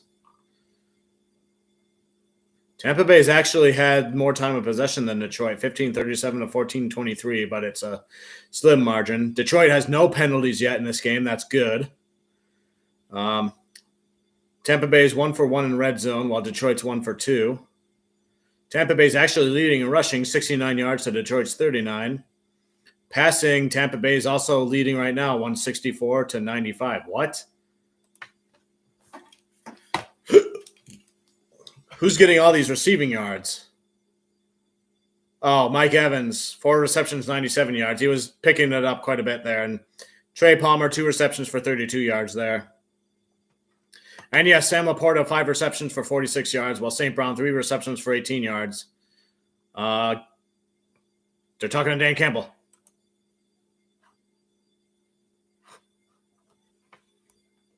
Let's play off football.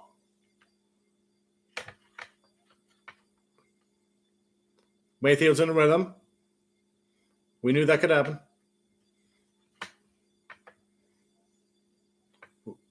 We need to get a 3 and out and a takeaway. What'd you tell the guys? Handle your business, man. Let's play off football. Shouldn't be talked. Just go do your job. Just go have fun. Couldn't have said it better myself, MCDC.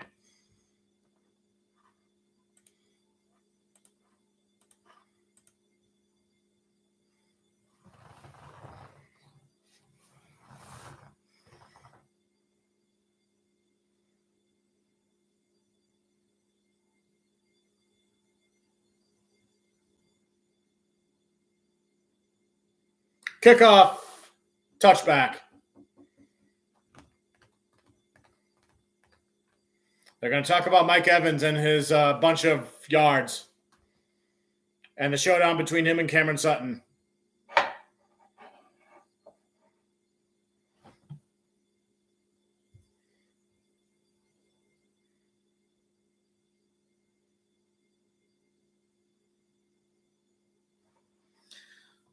All right. Bucs get the ball again to start this third quarter. Baker Mayfield in shotgun. And there's people in motion again. Lions defense is shifting around everywhere. When's the last time Baker Mayfield's been under center? They must not trust their offensive line. Pass down the middle to Evans. Complete first down. Down to the 37? Or whatever it is. They crossed the 40 there.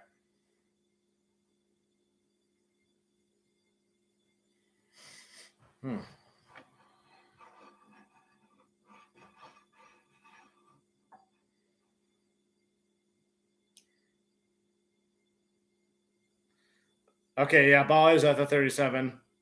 And it's 1st and 10 again. He's doing this. Yahtzee to call the audible. Takes a snap. Handoff to a running back. Gets 5 yards there. White it was. Anzalone and Paschal appear to be on the tackle there.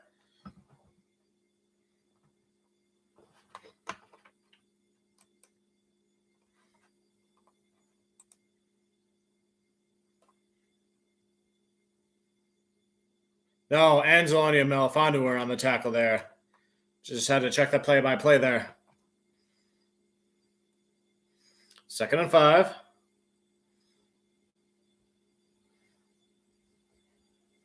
Mayfield takes a snap, gives it to White again. He runs his way to a first down, and he's still going. Gets tackled down to the 44. Ball came out, but he was already down.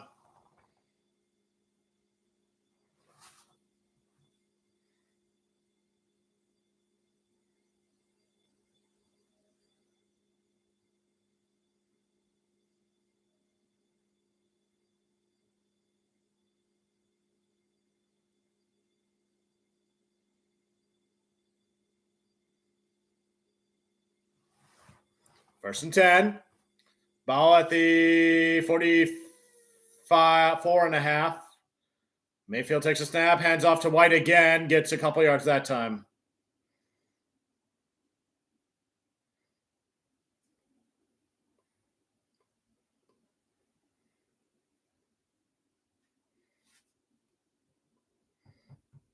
Oh, that handoff was a little whoa, as I would say.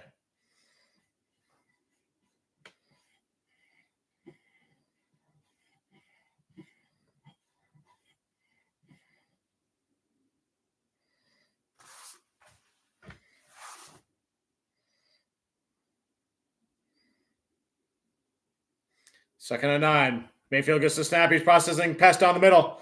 Completes to Evans at the 19. Not enough for a first down, though. 3rd down time. Dan Campbell says they need to get some 3rd and outs and some turnovers. Or to be more accurate, he said, get a 3rd and out and then get a turnover, just to kind of start the things.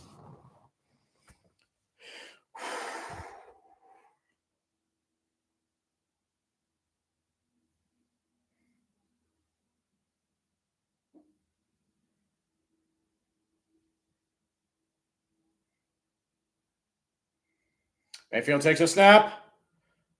He gets sacked. Hush. Aiden Hutchinson. Rah! He got him. 4th down. I thought Mayfield got rid of the ball before he got hit.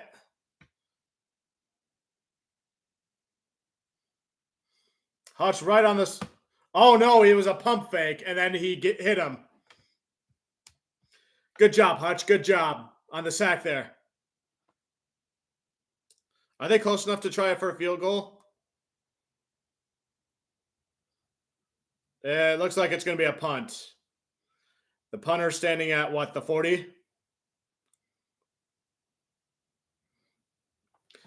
They stopped the Bucs on their opening drive to start the second half. That's huge. DPR doing the punt return. Come on, DPR. Takes it to the 15. Gets tackled at the 15. A flag is down.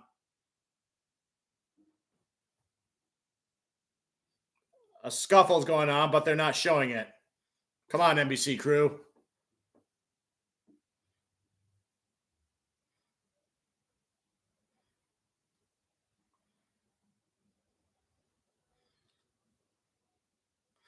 Illegal blocking the black by Detroit, number 19. But DP Peoples-Jones is 19. And he caught it. So how? What? Or did they mean Chase Lucas? Are they going to correct it then? That kind of confused me.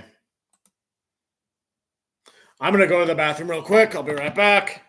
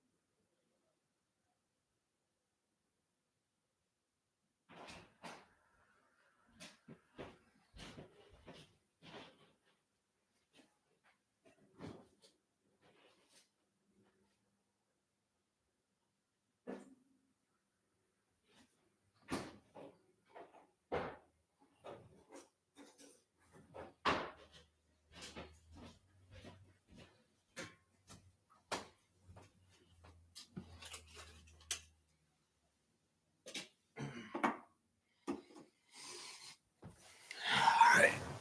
Back. Just in the nick of time. Let's go score a touchdown, Lions. Let's do it.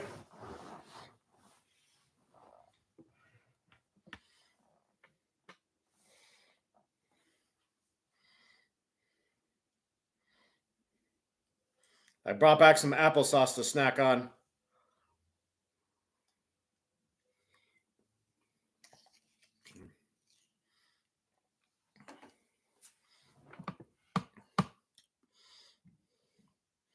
Yeah, tell us what happened at the end of that punt.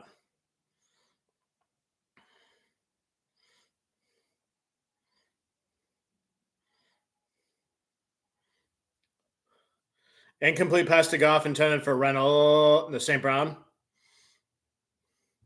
So it happened after the punt was caught.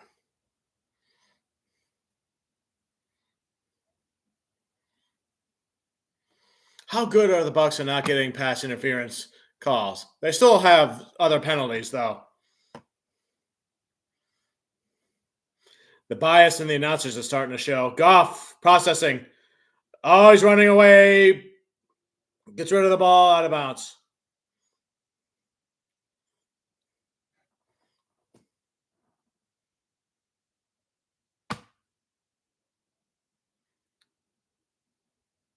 Jonah Jackson's officially out with the knee injury.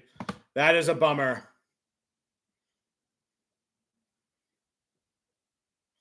Awosika is in at left guard now. That is a bummer. Any injury to any Lions offensive lineman is always a bummer. But it's 3rd and 10. Pass across the middle. St. Brown for first down and more. Excuse me, Reynolds. But there's a flag.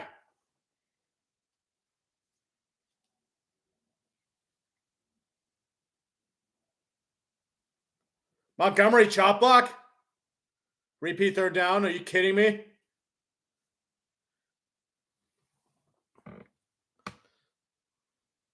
Is that a chop block?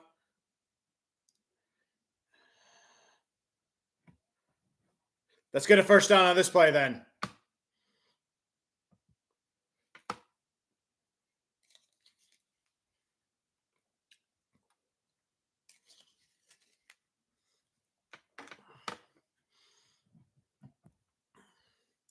3rd and 17. Jameson Williams in motion. Goff in shotgun. Laporta catches it, but nowhere near enough. This is definitely going to be a punt. So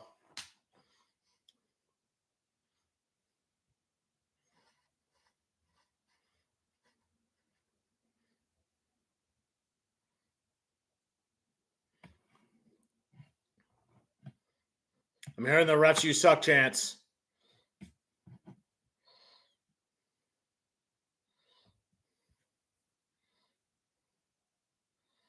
The punt is up and away down to the 40. 45-yard punt. Jack Fox doing a good job still. That's still going to be really good deep field position to start with for the Bucs. So chess game stuff going on here. It's that kind of game, ladies and gentlemen. The Lions might have to chip away with field goals and, hope their defense is able to contain them.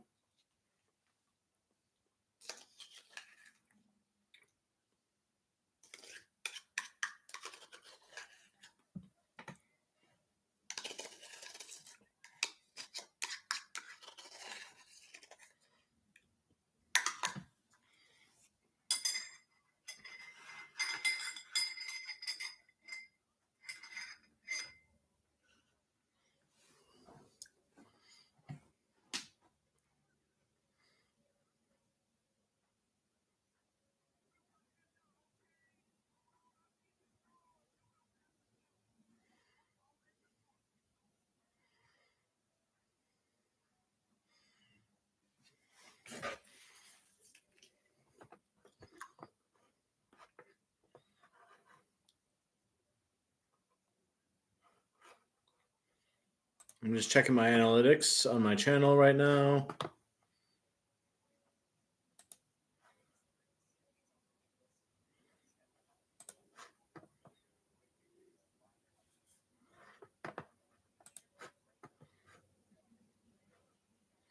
I'm up to 298 subscribers. Just 2 more subscribers and I'll get to 300. Wow. That's pretty cool.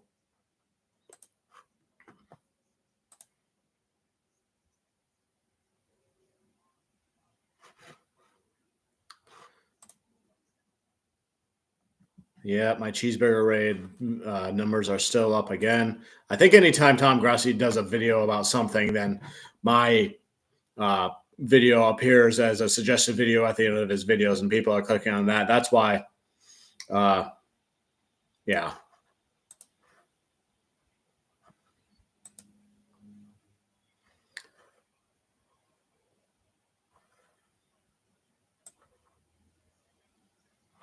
Okay. Oh, they're doing Wolverine graphics with Aiden Hutchinson.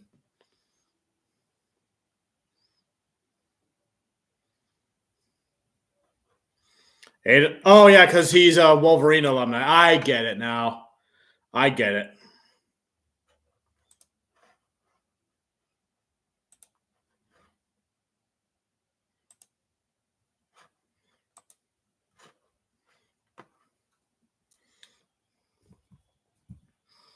First and 10 for the Bucs at the 40. Baker Mayfield in shotgun, hands off, tackled in the backfield. Brian Branch on the blitz, as well as Derek Barnes. Nice tone-setting play there.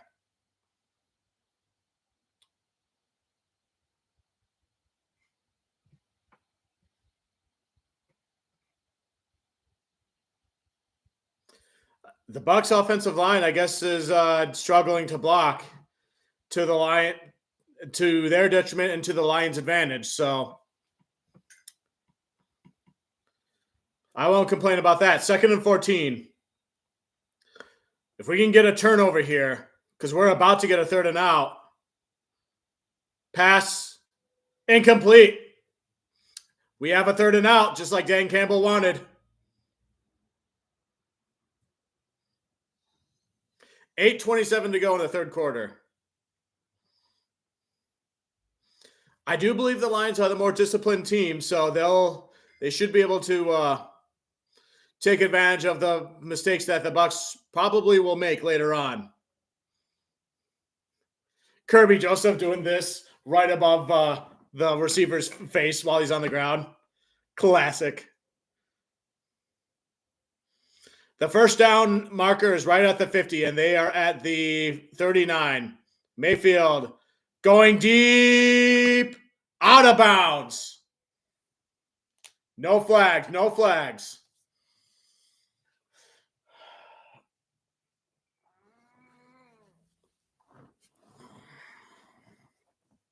He dared Baker to throw the ball.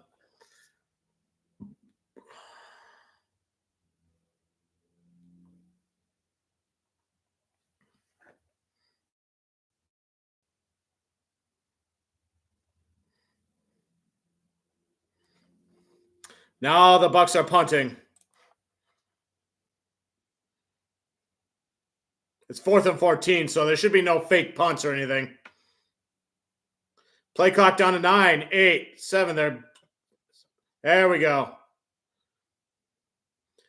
And away. There's a flag down. He catches it at the 25. He's going to the 30. Gets tackled at the 30. Ooh, almost fumbled. What's the flag, though?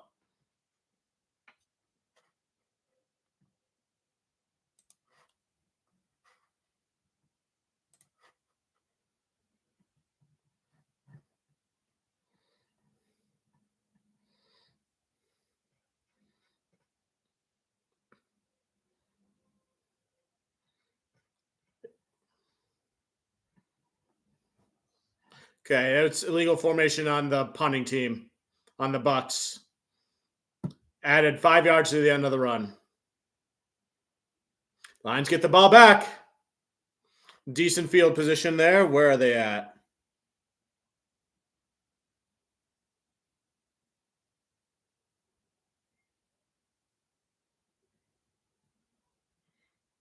So now Detroit's at the, it should be at like the 36, I think.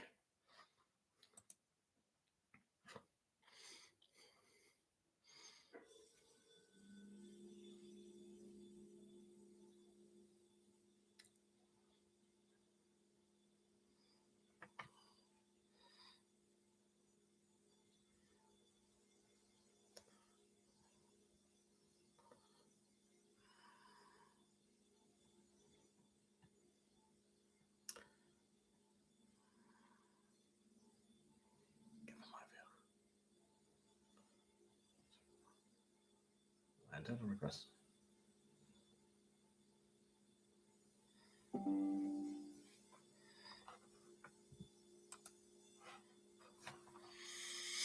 I feel more relaxed about this game, but I know this one, it's like I keep saying, it's not going to be easy to get this win, because it's a much different game because Rams are like an offensive, high-powered receiving, wide receiver type of passing type of team. So it's kind of more of a shootout, whereas Tampa Bay, it's their good defense, lower scoring game, and there's going to be a lot of running the ball and that sort of stuff. So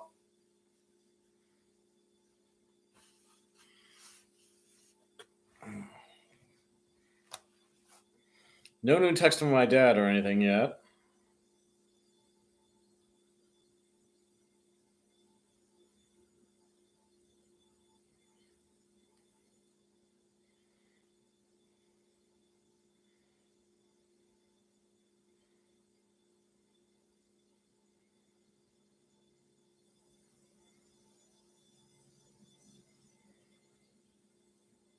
Looks like they're promoting the Olympics or something on the commercial. Oh, no, it's just figure skating championships. Shows what I know about that stuff.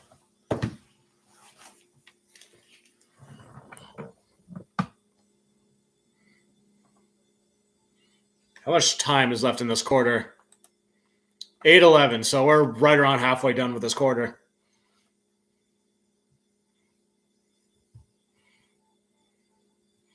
Baker Mayfield's talking to Goodwin and Palmer on the sideline while they're on the bench.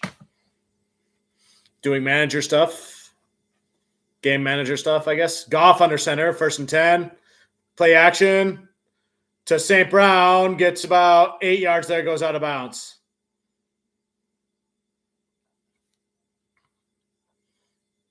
Walmart 4K Skycam. What are we watching at? Britt. Inside linebacker doing stuff.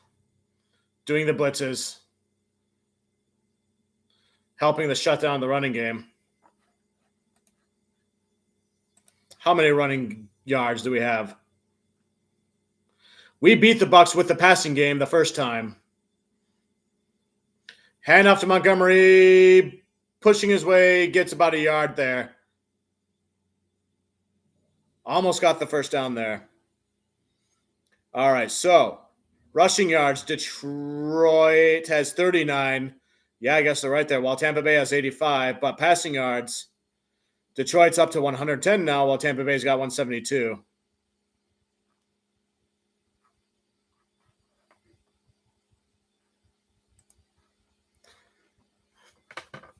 There may be time yet for the running game, but it's 3rd and 1.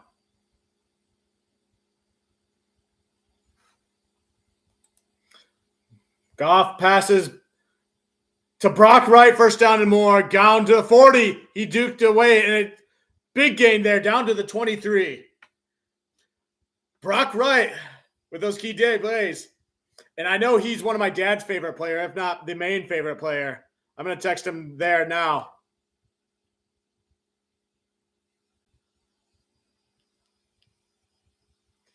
I know he was his favorite player last year, at least, so.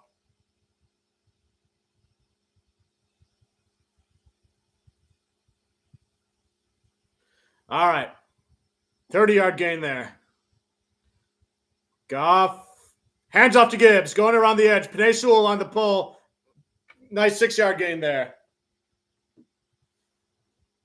I love it when Penei Sewell gets a good block and then Gibbs is able to break away speed on those plays.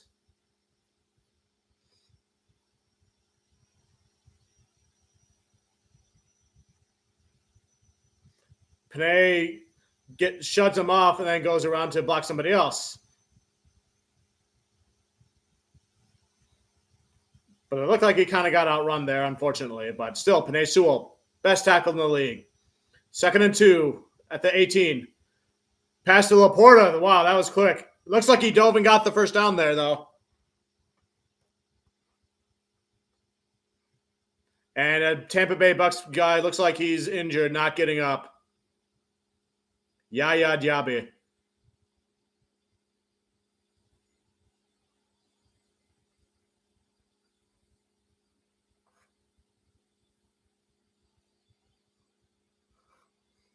Where was the ball spotted? Never wish injuries against your worst enemy, let alone that person in that particular time.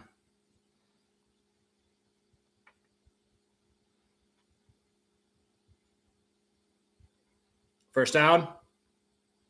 All right. Commercial break for injury timeout.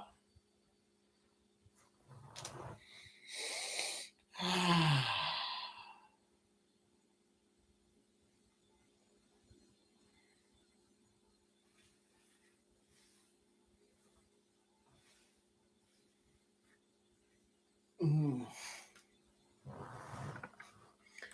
going to look at some more of these team stats. What is one that Detroit has had an advantage in? Total plays, they have 4 more right now. As Justin Verlander would say, statistics are an end of the season, end of the game type of thing.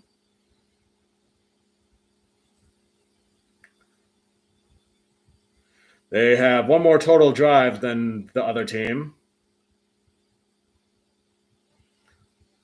Far less penalty yards. They have 1 penalty for 7 yards there, where Tampa Bay has 4 for 28. And Tampa Bay has 1 turnover given up, and then Detroit has none of that. So we're taking care of the ball.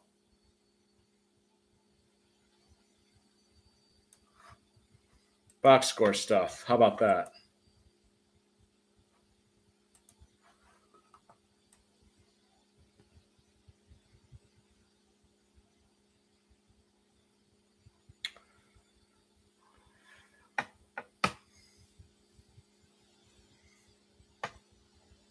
Mike Evans already has 102 yards in this game, whereas the receivers for the Lions, it's all kind of spread around. Sam Laporta, 7 receptions, 55 yards.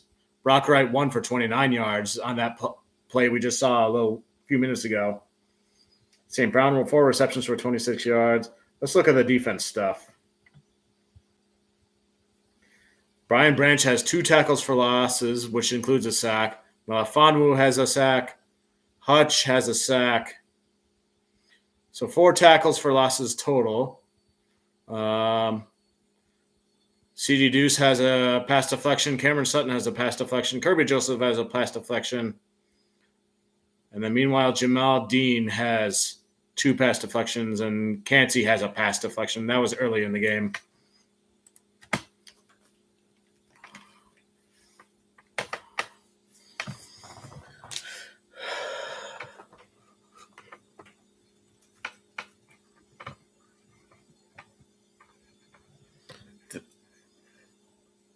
The Bucs player walked off on his own power. That's good. Goff takes a snap. Going to pass across the middle to St. Brown. Gets the first down and more out of bounds. Down to the 4-yard line.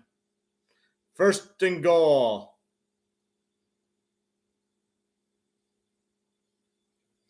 5:08 and counting to go in the 3rd quarter. It was a cross route for St. Brown.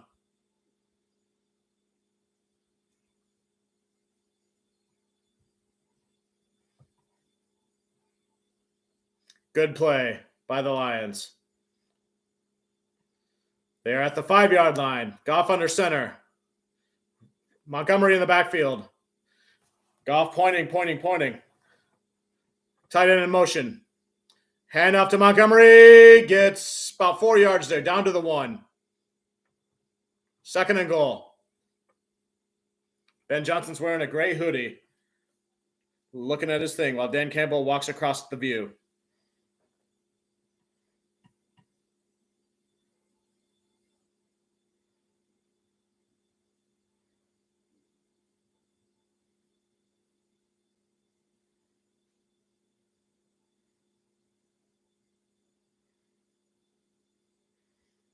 There we go. Ball at the 1-yard line, 2nd and goal. Goff and shotgun. Gonna pass, processing. Across the middle. Oh, incomplete. Intended for Reynolds. That was a pass deflection there. 3rd and goal. The big people are coming in. They're pointing out that Skipper is reporting eligible. He's getting right up there and doing, yeah. We get it, okay. The fans are sarcastically cheering. They're saying, calm down, calm down.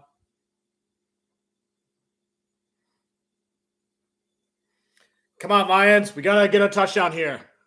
Please.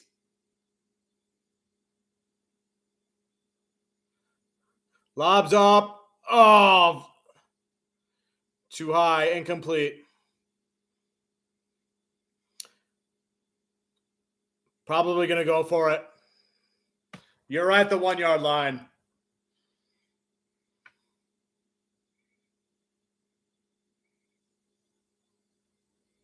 Yeah.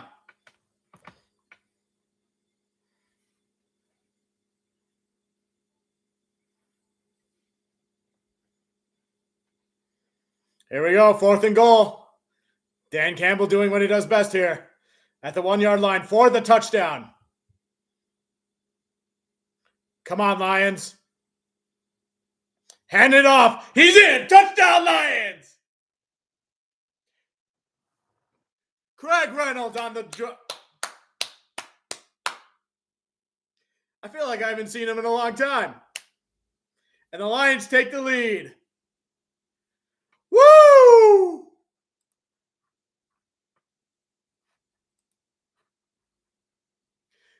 Yeah, he played a lot in the other game against Bucs. He had that key block to help St. Brown get to the touchdown, and now he has a key touchdown on himself here. It's all coming full circle.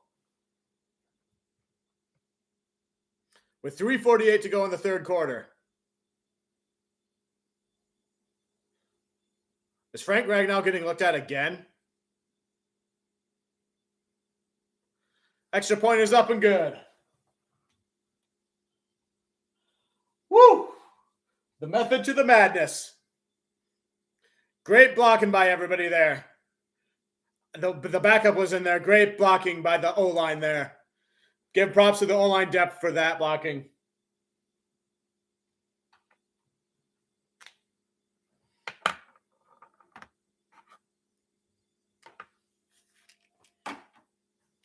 I got to learn how to pronounce that offensive lineman's name, the one that's in for Jonah Jackson, because I know the locker room celebration, Dan Campbell's going to be like, hey! I believe it was 74. Yep. Kayode Awasika. Dan Campbell will be like, hey, Kayode! Nice freaking job, man! And then everybody chants for him. Again, I'm not going to tell Dan Campbell what to do in his post-soccer games celebrations. I learned that lesson week 18 against Minnesota or Minneapolis, or maybe that's just my imagination. But yeah, my point is great blocking on that critical play that we got the touchdown on. And now that'll put more pressure on Baker, which will work to our advantage, hopefully.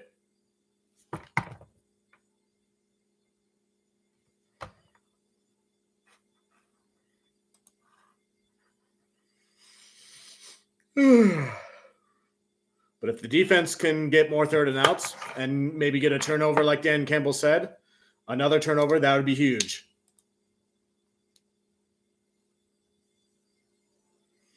Checking YouTube again. I still see that Packers fan reaction video. I still have to watch that. I'll do that in my own time.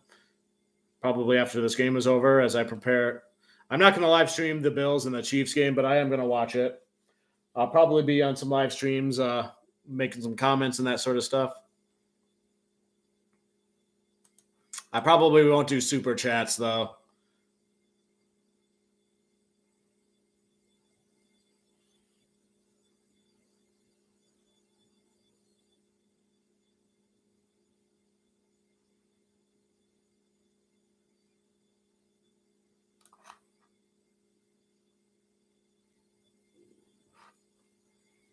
Ooh, what are they showing there in Detroit? It's like a road with like a circle. And then there's like a rivers converging, kind of like a reverse fork or a Y.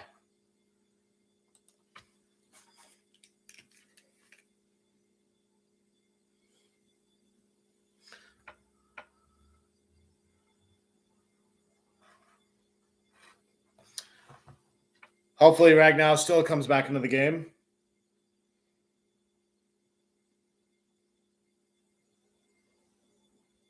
Stop showing us that replay. I don't want to see.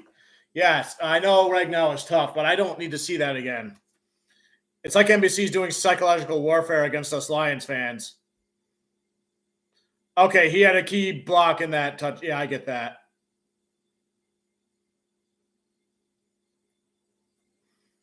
Yeah, he's tough. He's been fighting turf toe for a while.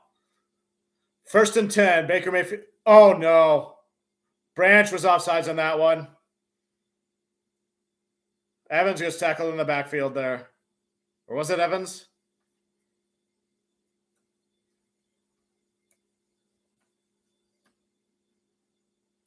Rookie mistake. But Branch is one of those rookies you hold to high standards because you know they're super good players.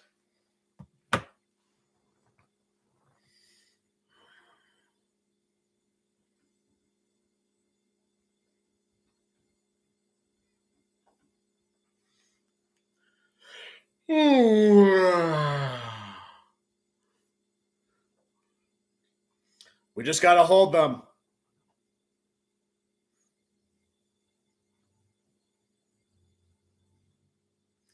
Mayfield gets the ball away. Dropped. Incomplete. A flag is thrown. Why? Melifanu was on the coverage.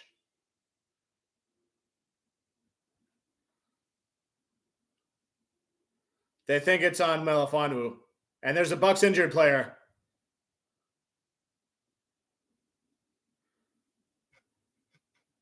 Rashad White. It looked like it was number 2.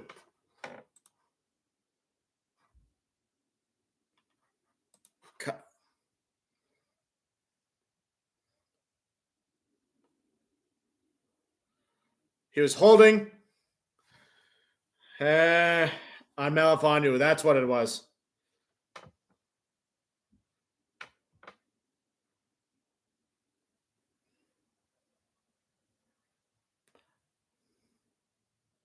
Okay.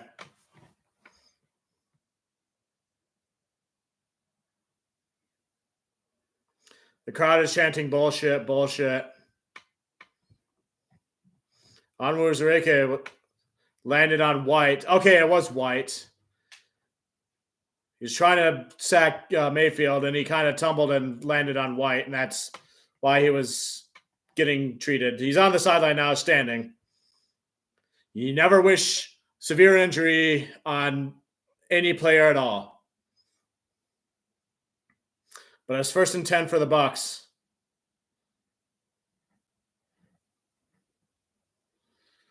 It's at the 45. Mayfield and shotgun. Running back behind him. The running back gets the ball. Edmonds. Oof. Slung forward by Branch, and Jack Campbell finished on the tackle. Haven't said much about Jack Campbell in this game, but you know if he's not making mistakes and you're not hearing his name for that reason, then you know he's doing a good job. In fact, Jack Campbell has 3 tackles in this game. Branch is the leading tackler with 9, and I'm looking at TOT, not solo. Come on, Lions. We got to hold them. It's 2nd and 6. Let's get a turnover. Let's get some tackles for losses. Something. Mayfield gets rid of it. Pass is caught. 1st down. Cade Otton. Number 88 caught that.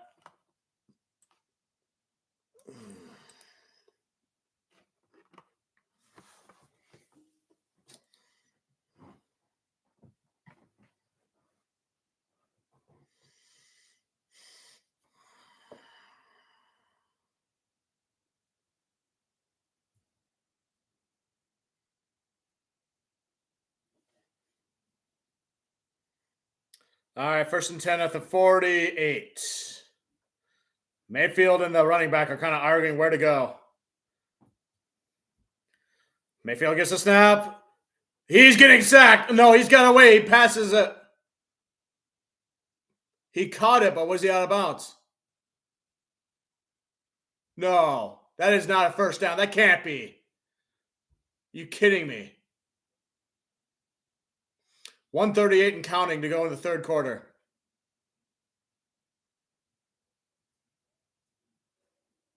Yeah, that is a catch. Damn it. Barnes on the coverage there. There's not much more you can do about that. Credit where credit's due. We just got to stop them here, though. Stop the drive. Get a turnover. Mayfield back. Going deepish. Oh, another 1st down. No one was covering him that time.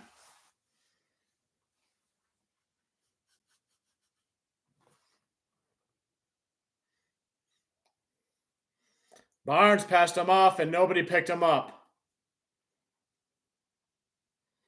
Paschal kind of lined up on him, but he went for the quarterback there.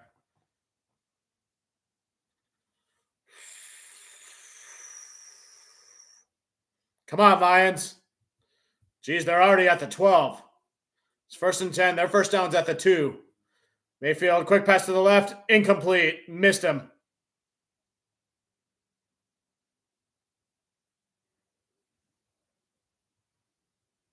Second and 10.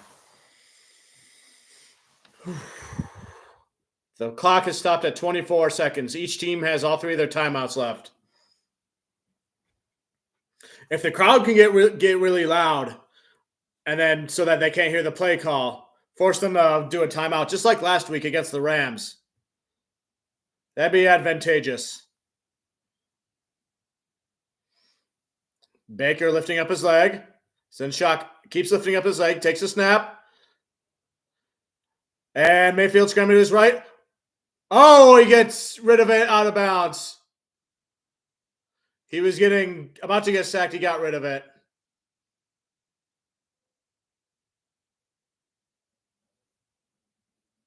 No intentional grounding, they said. 87 was in the vicinity, they say.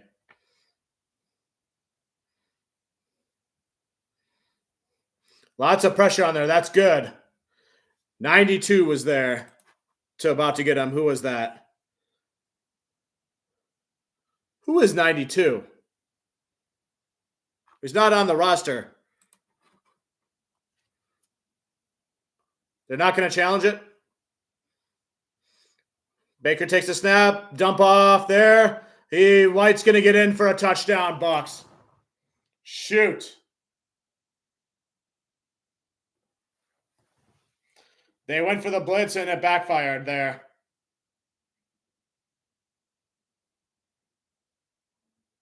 Ten seconds to go in the third quarter.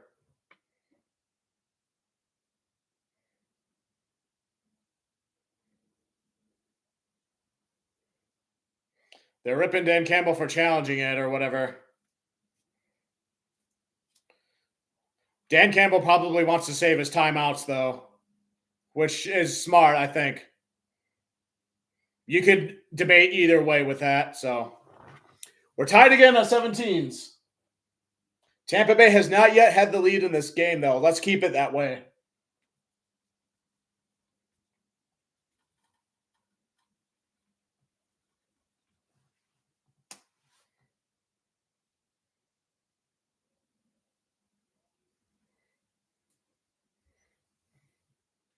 They're saying Detroit would have won the challenge if Campbell will probably be asked about that in the post-game presser. I'm going to change the quarter to fourth already because we're 10 seconds to go.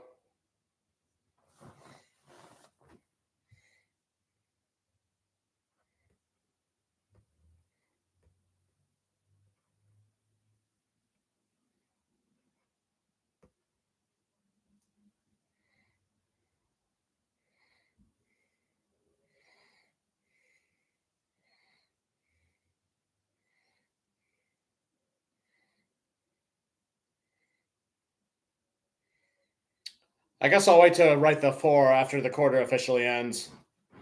When I see that it officially ends.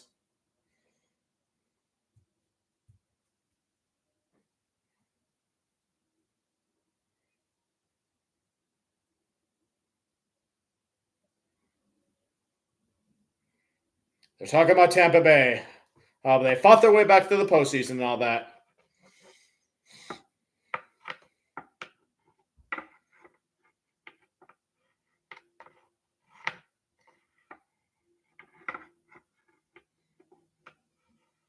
Yeah, Tampa Bay did beat Green Bay, didn't they? I forgot all about that.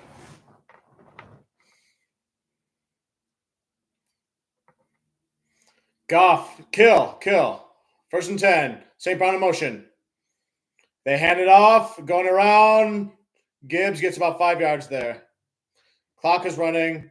Quarter's going to end right now.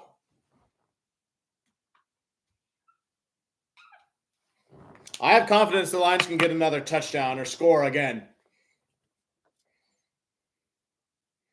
And then the Lions will need to make sure they have the ball at the right time toward the end of the game to ensure that they win if the game remains close.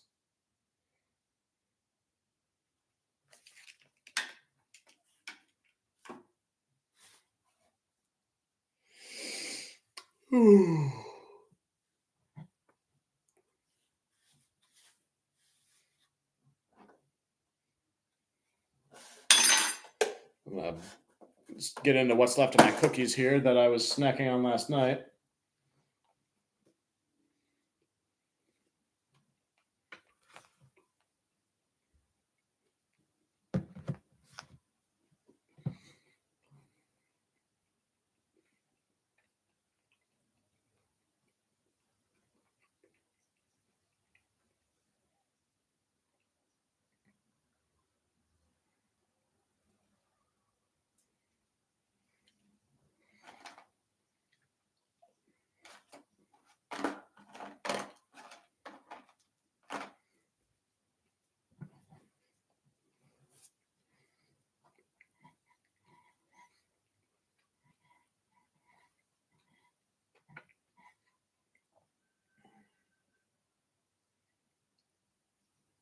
There's no one in here, so I don't feel the need to.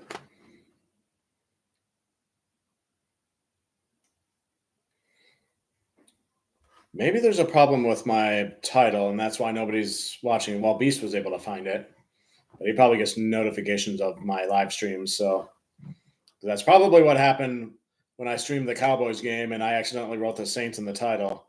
Maybe they're just doing Bucks instead of Buccaneers. I guess I shall double check on that. Now everyone's saying Buccaneers.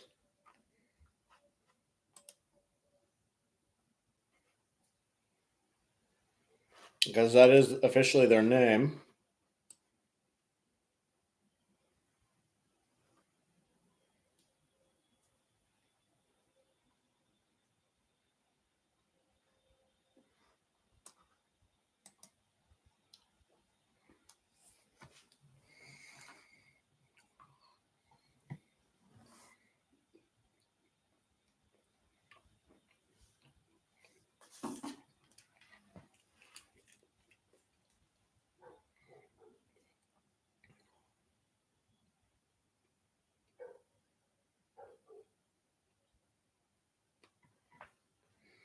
All right, 2nd and 4 for the Lions. Start of the 4th quarter. Play action. Goff gets rid of it to Gibbs. First down the middle. Makes his way to the 44, 43.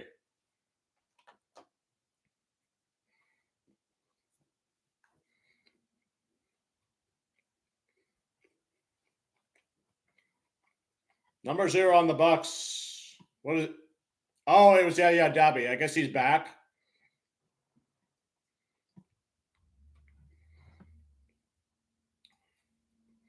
Goff and shotgun. It's a 1st and 10 at the 43. Across the middle, Reynolds set another first down. It's the bread and butter, except instead of St. Brown, it's Reynolds.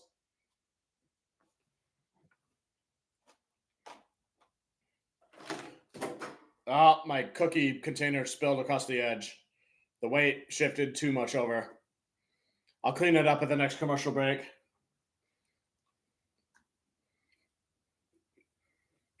Now they're in Tampa Bay's 39, and they hand it off to Gibbs again. He breaks away for another big-ish run, 7 yards going out of bounds.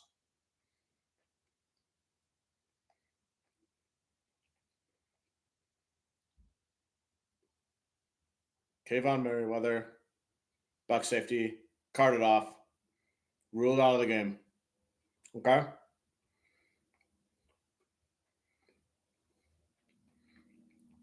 The trainer lady sitting next to him was laughing at him as he was talking to him. I'll just leave it at that. Goff yelling, kill! Audibles. He's under center. 2nd and 2. They're handing it off. Gibbs, first down and more. He's breaking away. He's down to the 10, to the 5. He gets in. Touchdown! Lions! There's that Gibbs breakaway speed. Woo! Penei Sewell doing a chest bump in the air with him. What's that? Never draft a running back at number 12? Gibbs has something to say about that. Nice block by 45 there. Big goal there. He out-duels the safety there, 31, Whitfield Jr. Stiffs arms him just enough to get through the pylon there.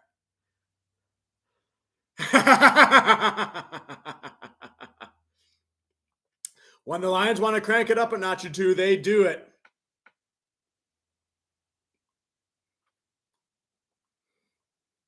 Extra point is up and good. I want to see who 40. That's what I just said, announcers. Well, I don't know who number 45 is. I assumed it was Kabinda, but.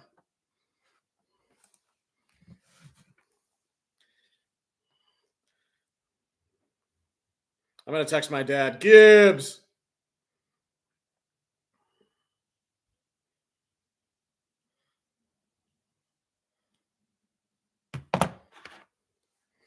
Woohoo!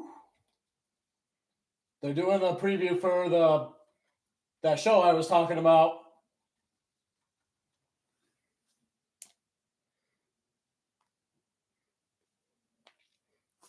The Traders.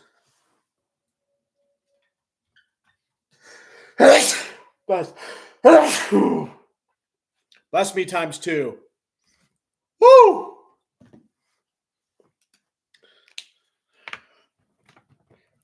All right. I got to pick up the cookies that I spilled.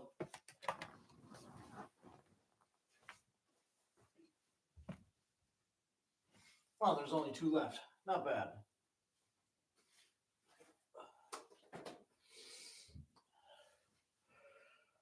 All right. Lions have the lead again with a breakout play.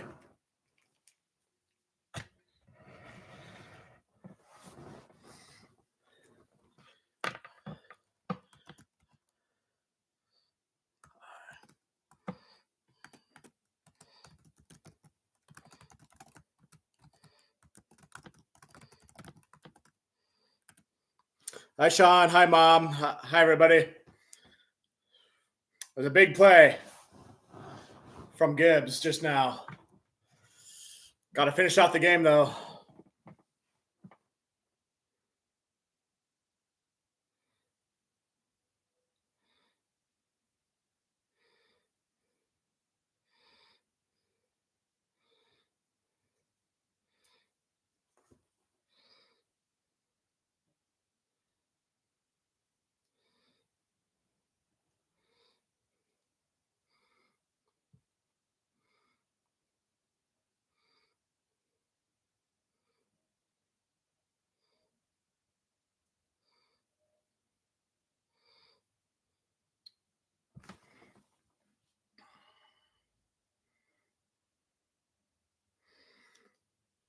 Reynolds is going into the locker room. He got injured on the catch before. I didn't even notice that.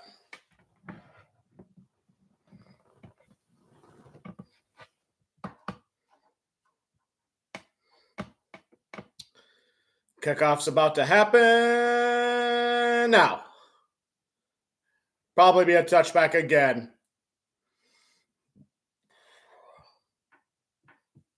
Just got to get more 3rd and outs and hopefully get a turnover or 2. We already got 1 turnover against the Bucs early in the game when CD Deuce caught it. You just got to get the Bucs to keep making mistakes, and the Lions got to capitalize on those mistakes. Just be the more disciplined team. First and 10, 25. Mayfield in shotgun. What else? Seems like he's been in shotgun like 95% of the time. Dumps it off to White. He drops it. Incomplete.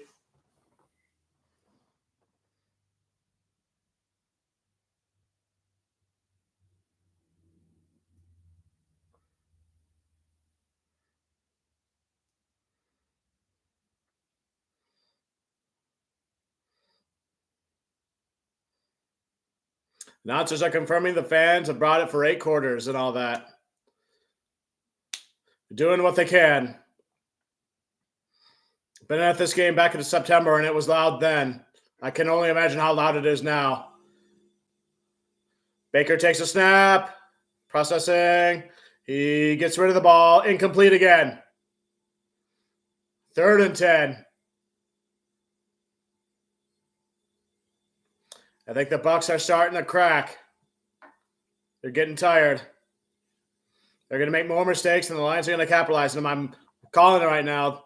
Showing Hutchinson getting closer and closer, getting the pressures and everything.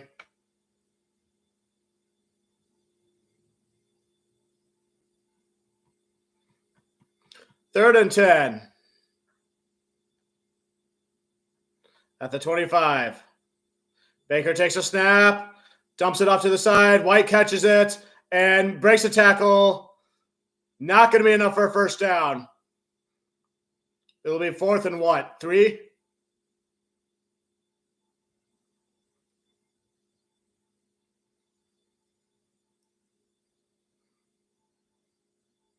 Try to rip off the bottom of the shirt there. His jersey.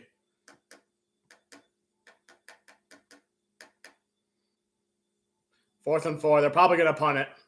Yep.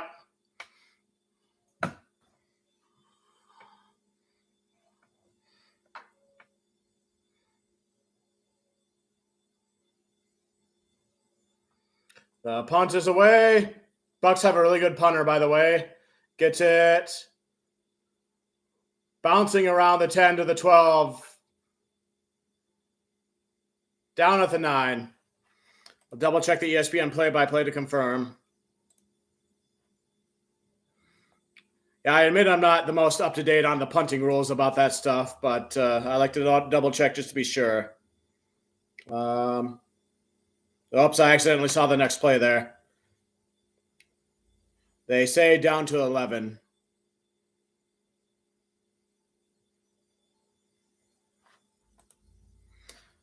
Okay, I'm going to try my best not to spoil the next one.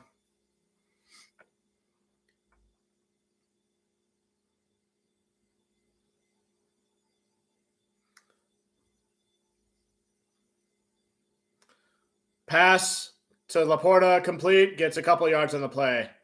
And there's going to be an injury to Dean on the Bucks.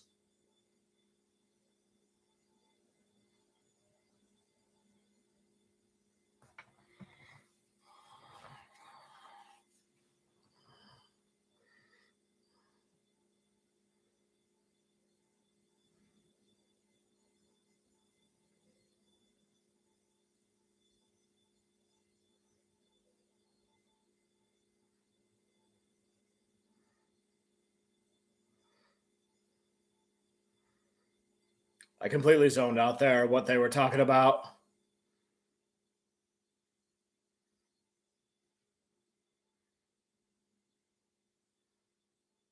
Commercial break.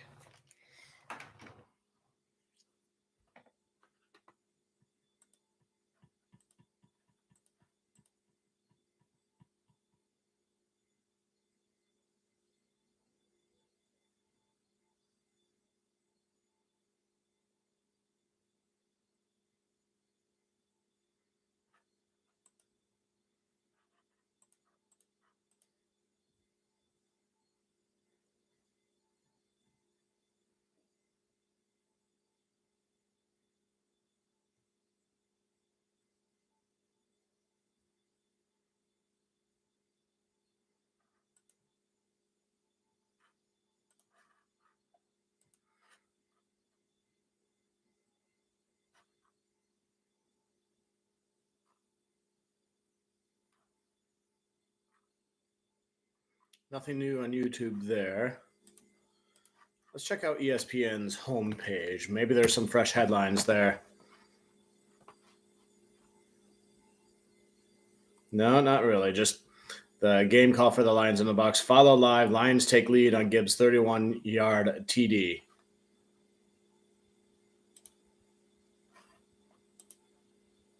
But yeah.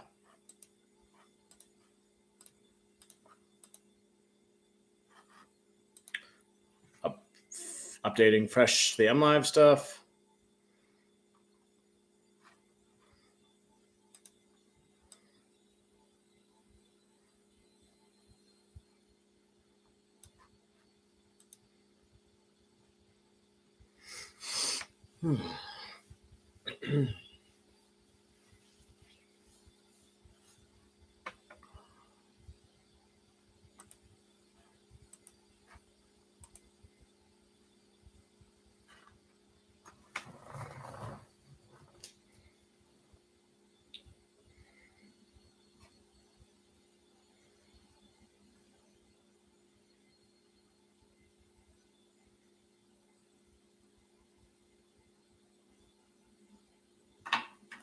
And we're back. That's a beautiful sunset behind some stratospheric clouds in the Detroit area. Whatever it is, it looks really cool. Orange and yellowish. I got all clouds where I'm at.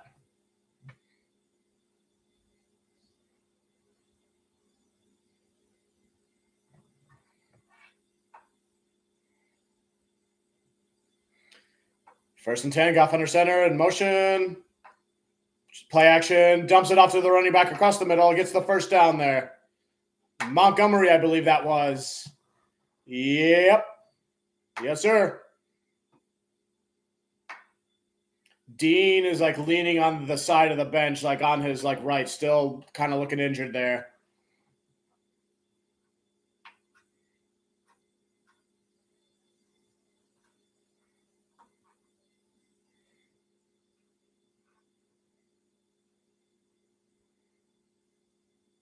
Eleven and counting to go in the game. Goff play action, going deep with it, caught to Jamison Williams, first down. Goes out of bounds there to the 45, I think.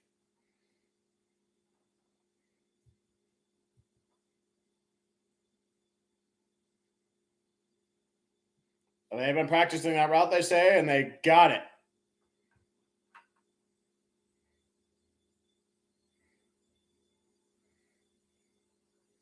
Yeah, buddy.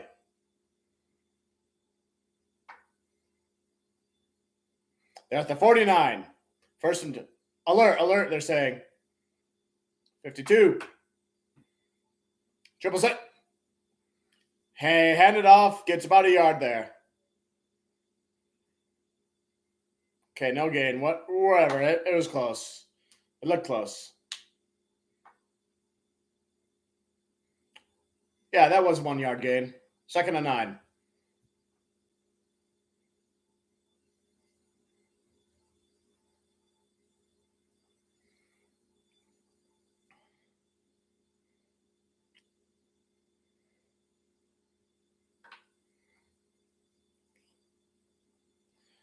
Josh Reynolds is back on the field. Goff takes a snap.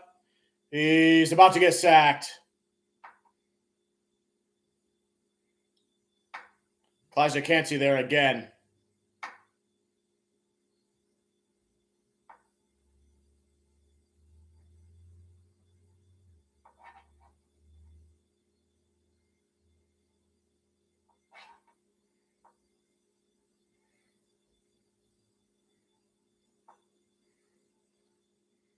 Montgomery initially was blocking him good, but then he kind of let up and he kind of got around him there. 3rd and 15 for the Lions here. Goff takes the snap. Processing across the middle. He caught to St. Brown. Looks like he got the first down. Down at the 41. Gotta love St. Brown. He's like Mr. Perfect for us, for wide receivers. The Derek Jeter of the team, in my opinion.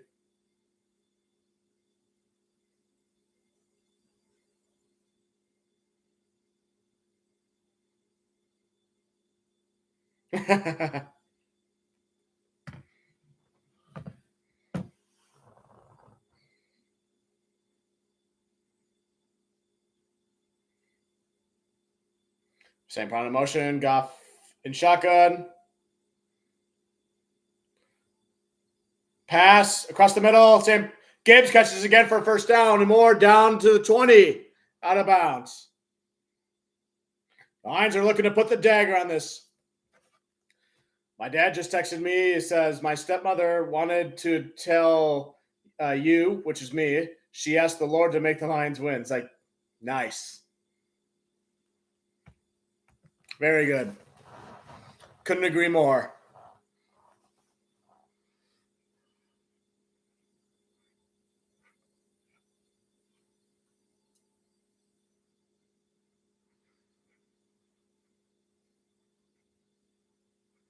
Goff and shotgun, takes a snap, fakes handoff to Gibbs, gets it to Laporta. Yes, gets down to the 13. It'll be 2nd and 2.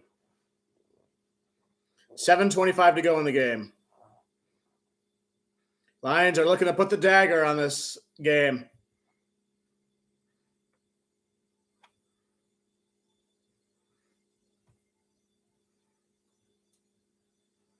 Hurry up. Allowing the substitutes. They hand off to Gibbs again on shotgun. He gets the first down. Be 1st and goal at the, 9.5?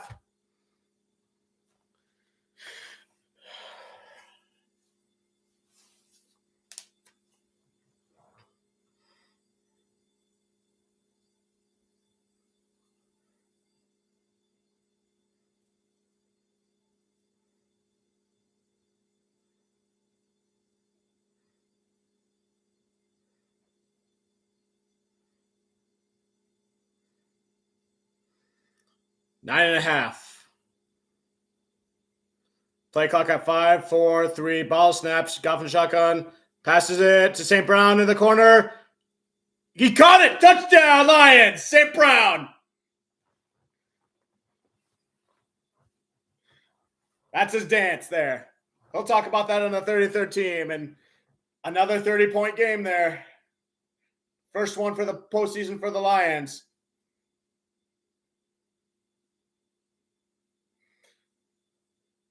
Ford Field's going crazy. There's a sign up there about the kneecap speech that Campbell had.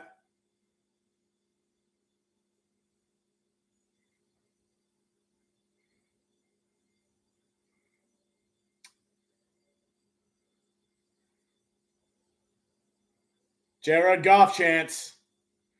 There you go. Lions are running away with it now. I'll be comfortable when the game is over and we win, but you know.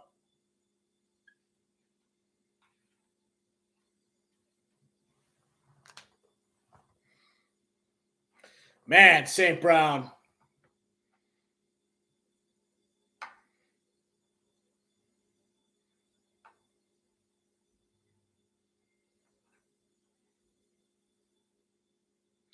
Woo!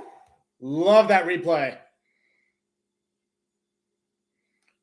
Frank Ragnow leaps up for a chest bump with Goff. Josh Reynolds is right there celebrating. Everybody Lions who were like suspectedly injured earlier in the game are all like right next to everybody, the main players of that play, celebrating with them.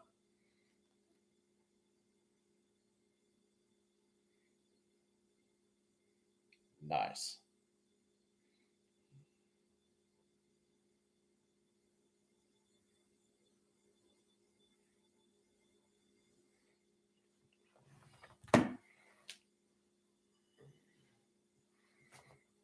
They're showing Sheila Ford Hamp. She's got her blue suit on.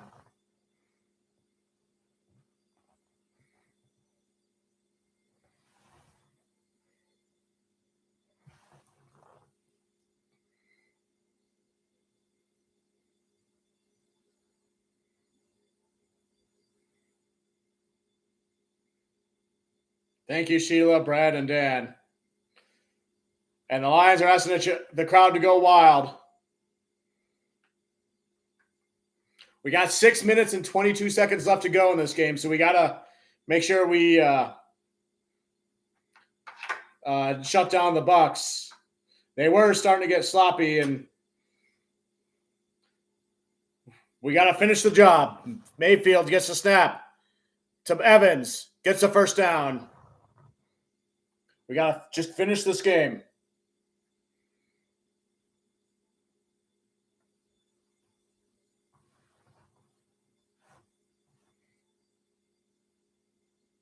Two to four people deep, taking away the deep pass. Oh, pass was deflected there, incomplete. Who deflected that? John Kaminsky. He's another one of my dad's favorite players there. Yep, got his hand up right there. It kind of makes me wonder, like when you draft defensive linemen, why don't you just get the tallest guys with the lengthiest arms and just have them get their hands up to just deflect all the passes? I suspect that's what the Bears probably did when they drafted the guy from Florida.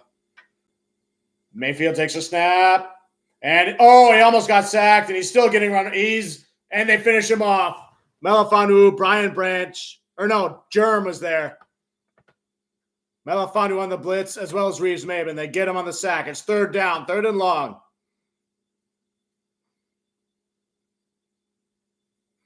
Bowles is taking a timeout for Tampa Bay there.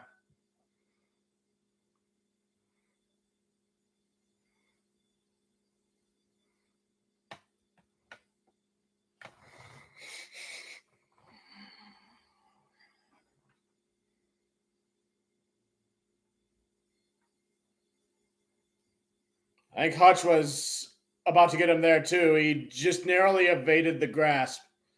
But there was a bunch of people there. Ah! Reeves Maven's just celebrating right in Baker's face. He's like, yeah, that's funny.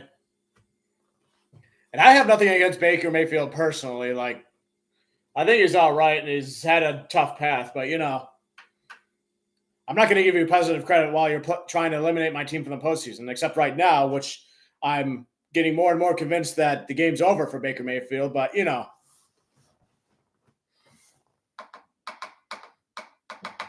3rd and 14. It's another 3rd and out. They need to get to the 41, and they're at the 30, 33, 32. Mayfield takes a snap. He's going deep diagonally with it. Incomplete. It'll be 4th down. 5:37 to go in the game. This will be the last postseason game of the season for the Lions because they're going to go to play in San Francisco, assuming they win, for the NFC Championship game. And then the Super Bowl after that, assuming they win that game, will be in Las Vegas. So Detroit fans who are there, live it up as best you can.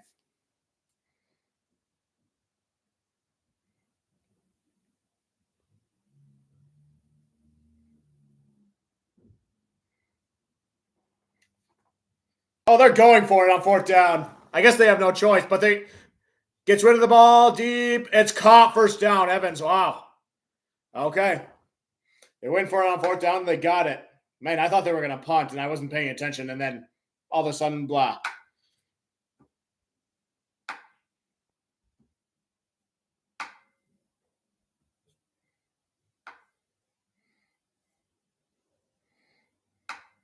Mayfield is mobile enough of a quarterback to kind of in an Aaron Rodgers type of way where he can scramble and roll out and get the passes off. Kind of like what Jordan Love does, except he likes to cross pass to the other side of the field, and we saw how that happened, how that worked out at the last part of the game. Baker takes a snap, pass off, caught, 1st down, goes out of bounds there to Moore, number 19.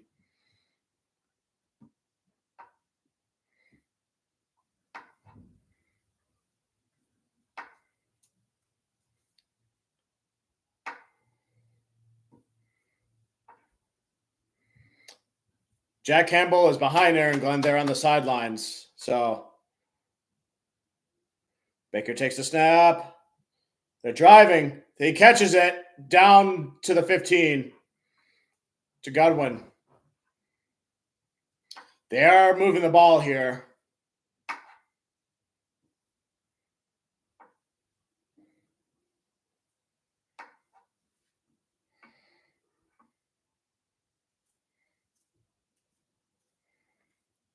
They're down to the 16 now, 1st and 10. They got to get to the 6-yard line for a 1st down.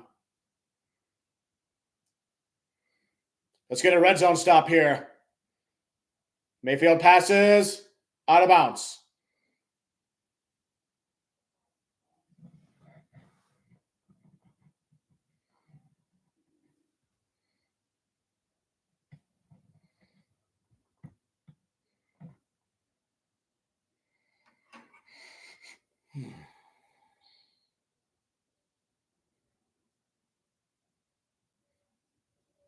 There's that trainer lady standing next to the coordinator that was with the Bucks guy on the cart. I don't know why I'm more paying attention to that more than I would. I guess I'm just shocked to see someone that young with them, I guess. But Mike Evans catches a touchdown for the Bucks.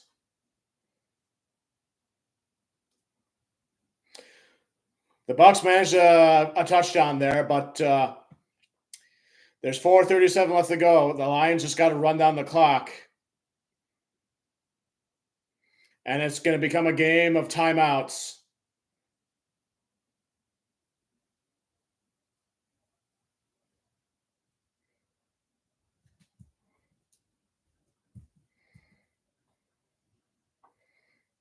They're going for 2 here.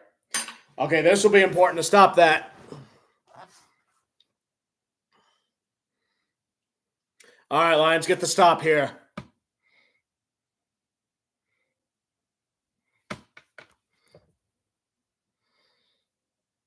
I'm not a lip reader, so I can't see what Baker Mayfield's saying. But come on, Lions. Come on, fans, get loud. Come on, Lions defense. Stop the 2-point conversion.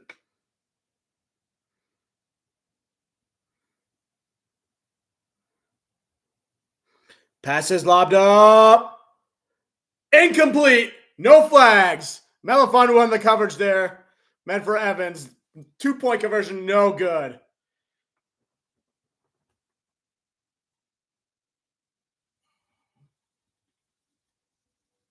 Woo.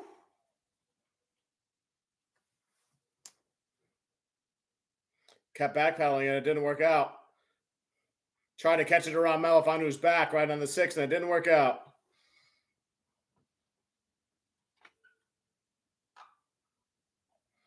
So the Lions are up now by 8 points. Yeah. Which means the Bucs would need another touchdown and a 2-point conversion successfully to tie the game. And they'd have 4 minutes and seconds to do that. Lions are not going to let that happen. They're going to eat as much clock as they can, and a bunch of timeouts are going to get called. The timeout game is going to start here real soon. Oh, baby.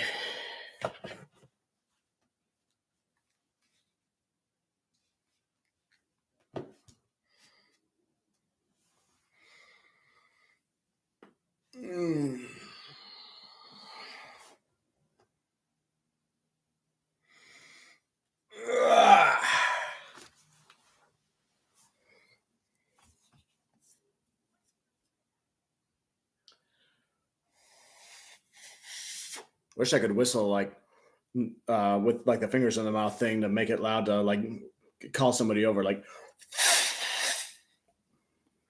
oh well, I'll Google it later and practice it. Actually, I'm going to take this time to go to the bathroom. I'll try to be quick about it.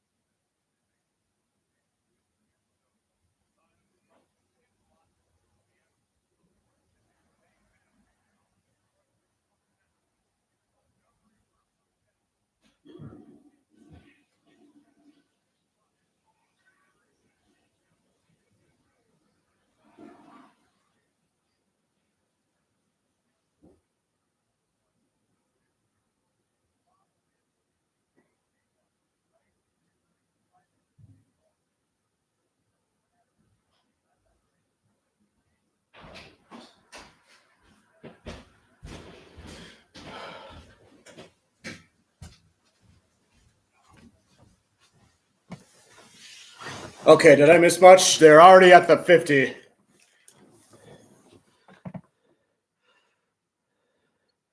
And Goff getting about sacked.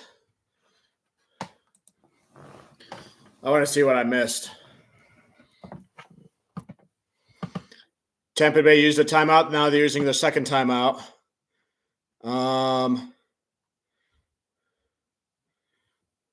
Defense number 24, Tampa Bay. 3:02 left to go in the game.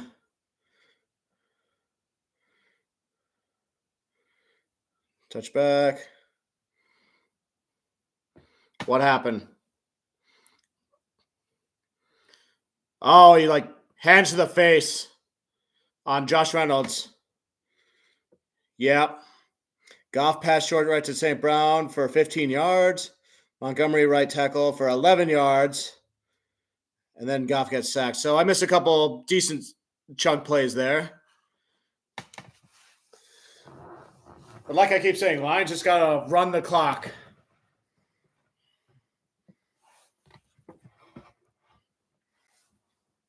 First and 10 at the 44. Hand off to Montgomery. Fights to get down to the 42. Clock runs to 2:53 and counting. Okay, now they're taking their second of the 3 timeouts. Trying to keep track of everything as I hear it.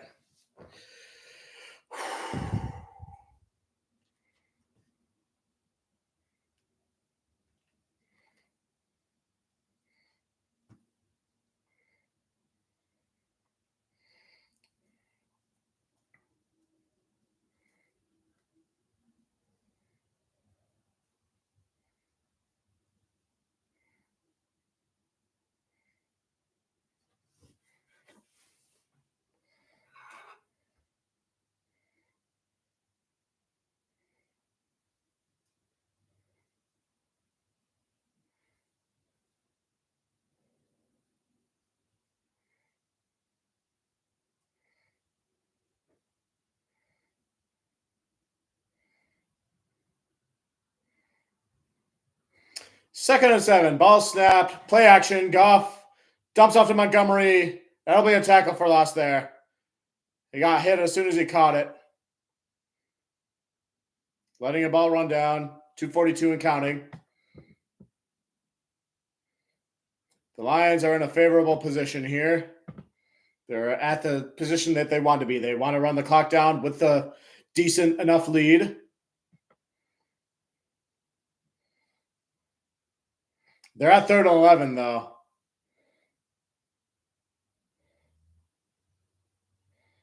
I think you'd want to punt it in this situation. Campbell lost a game once last season early against Minnesota because he went for the field goal instead of punting it. Goff, pass, incomplete. Stops at 2:06.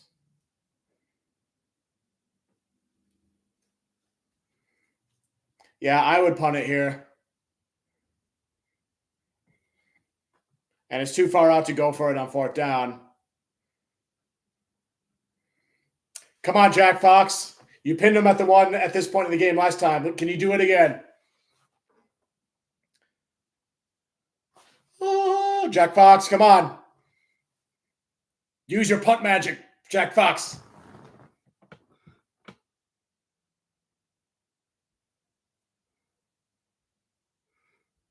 The punt is away. Fair catch called at the 10. All right, 10-yard line. Another consistently good punt for Jack Fox there. But you don't want to punt it too far, then it will be a touchback. So it's up to the Lions to hold them here. Their defense, that is. Let's get some 3rd and outs. Let's get some tackles for losses. Let's get some interceptions or fumble recoveries. I'll take any of those.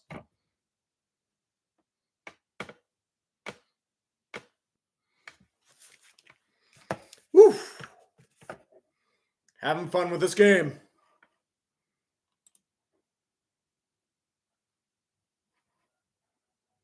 That was a 2-minute warning, right? Oh, goodness. I forgot to erase the halftime thing.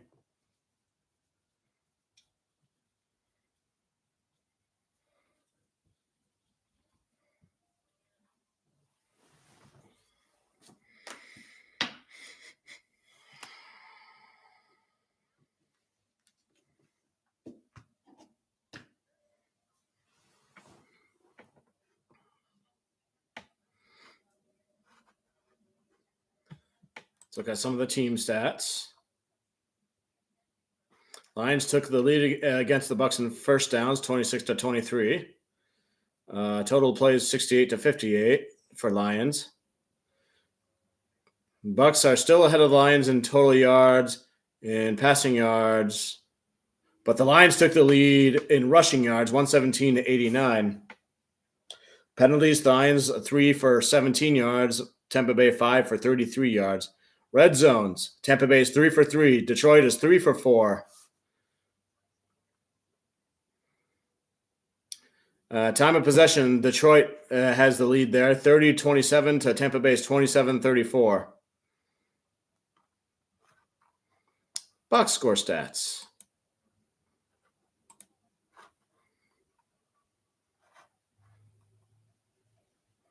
Baker Mayfield, 25 for 39th for 344 yards, 3 touchdowns and 1 interception. Jared Goff, 30 for 43 for 287 yards, 2 touchdowns and no interceptions there. But Jahmyr Gibbs, 9 carries for 74 yards and 1 touchdown. Craig Reynolds, 1 carry, 1 yard for 1 touchdown. David Montgomery, 10 receptions for 33 yards. Rashad White, 9 carries, 55 yards. Mike Evans, 8 receptions, 147 yards. Cade Otton, 5 receptions, 65 yards. Goodwin, 4 receptions, 40 yards. St. Brown, 8 receptions, 77 yards. We're back, by the way. Sam Laporta, 9 receptions, 65 yards. Gibbs, 4 receptions for 40 yards. Jameson Williams, 2 receptions for 35 yards. Come on, Lions defense. Baker takes a snap, gets the ball, pass off, caught. About 5-yard gain there. Melifanu has 1.5 sacks. Brian Branch has 1 sack. Reeves Maben has a half a sack. The crowd is getting loud. I can hear them. 2nd and 5. Mayfield passes. Intercepted! Derek Barnes with the pick. There's the dagger. Mayfield's bowing his head like, dang it. Woo! Here come the knees. And Barnes is like, and the Detroit Lions are going to San Francisco to the NFC Championship game. Yeah, baby, one pride. Replay. Yeah, Barnes was literally right in front of him there, and he just caught it. There's the interception. It's always a game-ending interception. That's the exclamation point for these big games. Barnes is a linebacker we drafted right around the same time as St. Brown. He's known for his blitzing ability because he was a former edge rusher at Purdue University, but he gets the interception here. He got good at coverage, and it paid off right there. And the first knee has been taken.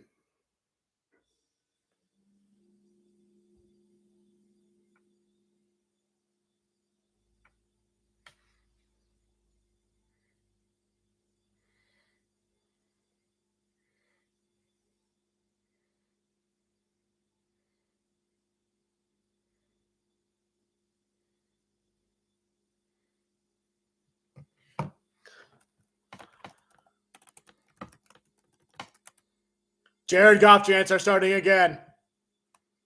The Detroit Lions are going to the NFC Championship game to face the San Francisco 49ers.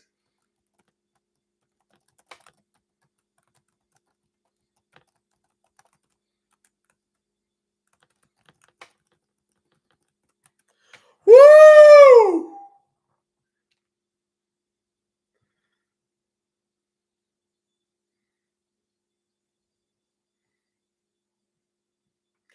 Oh, baby. I see 2 people in here. Celebrate with me. We knew the Lions would beat the Bucks, and it was a close defensive type of game, but, you know, we eventually blew it out to our favor, and dang.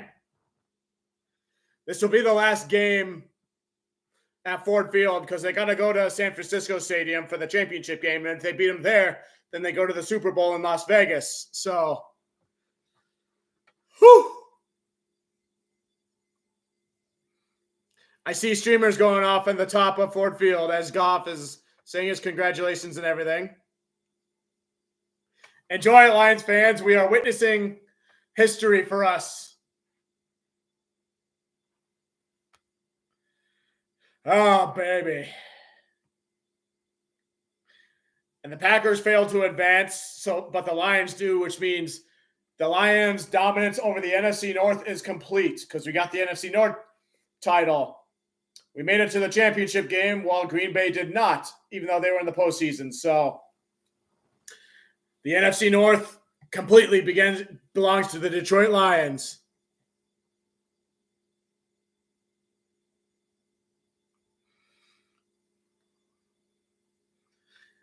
I have no idea if they can beat San Francisco, but we'll cross that bridge when we come to it throughout this upcoming week. So,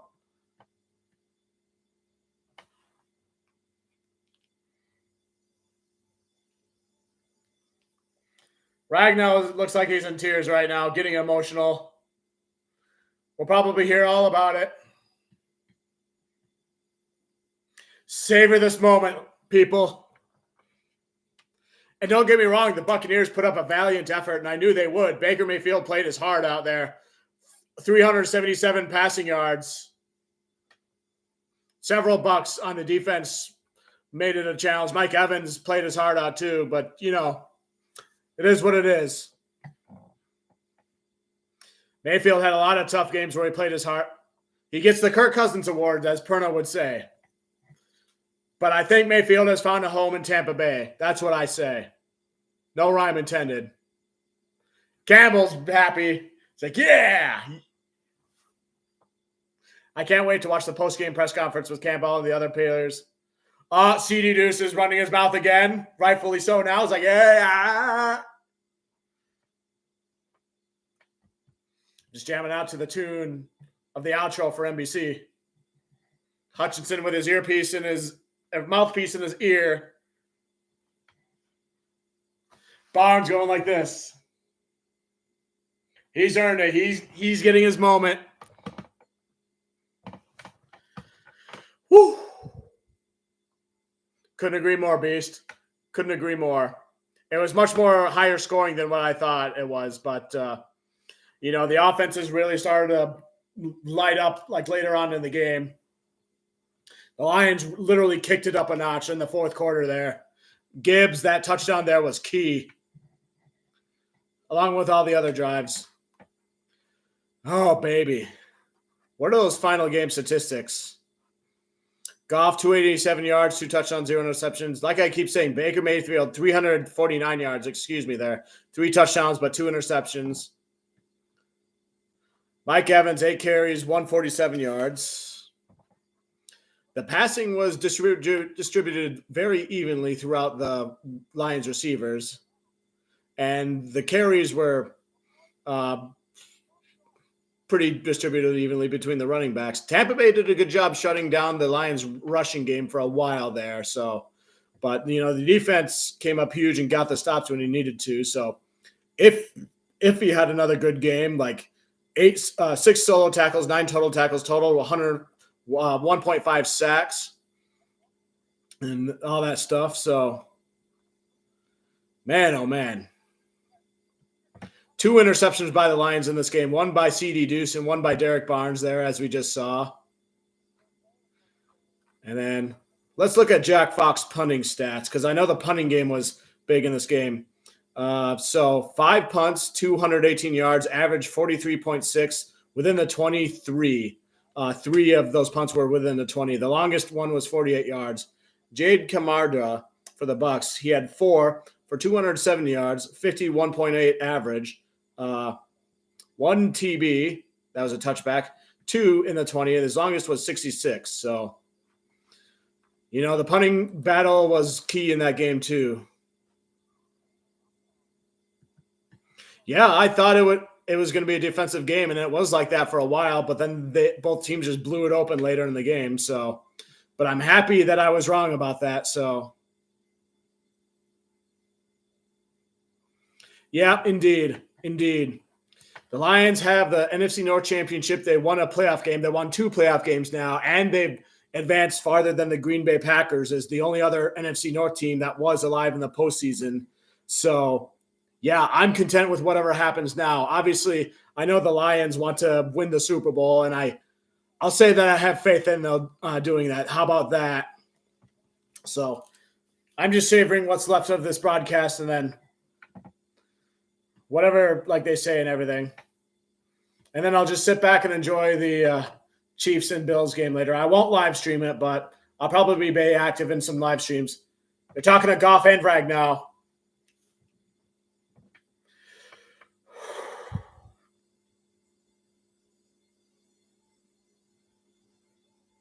First postseason game with multiple touchdown passes for Goff. Good for him. Good for him.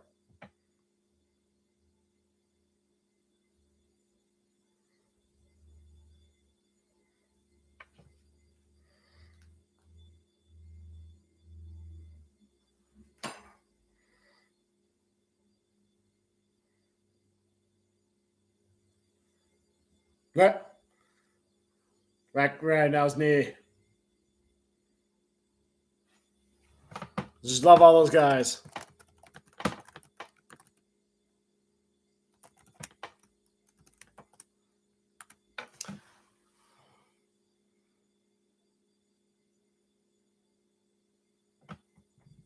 Yeah, I was just talking about that. I think he entered an extension with the Bucks there. As Perna would say, he would get the Kirk Cousins word where he does everything possible to win the game, but falls short. Kind of like when they played the Texans, and that's C.J. Stroud's coming out game. Especially when he headbutts his players. But that's not happening today. They knocked the Eagles out of the postseason, so there's their claim to fame this season. Ragnow, best leader by far. Talking about Dan Campbell, I think.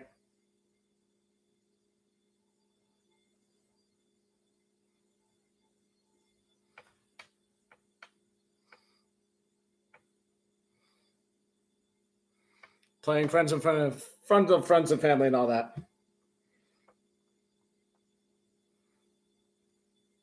All right, I'm going to cut the stream off here. So another great Lions win. They making a deep playoff run. So go Lions, win pride.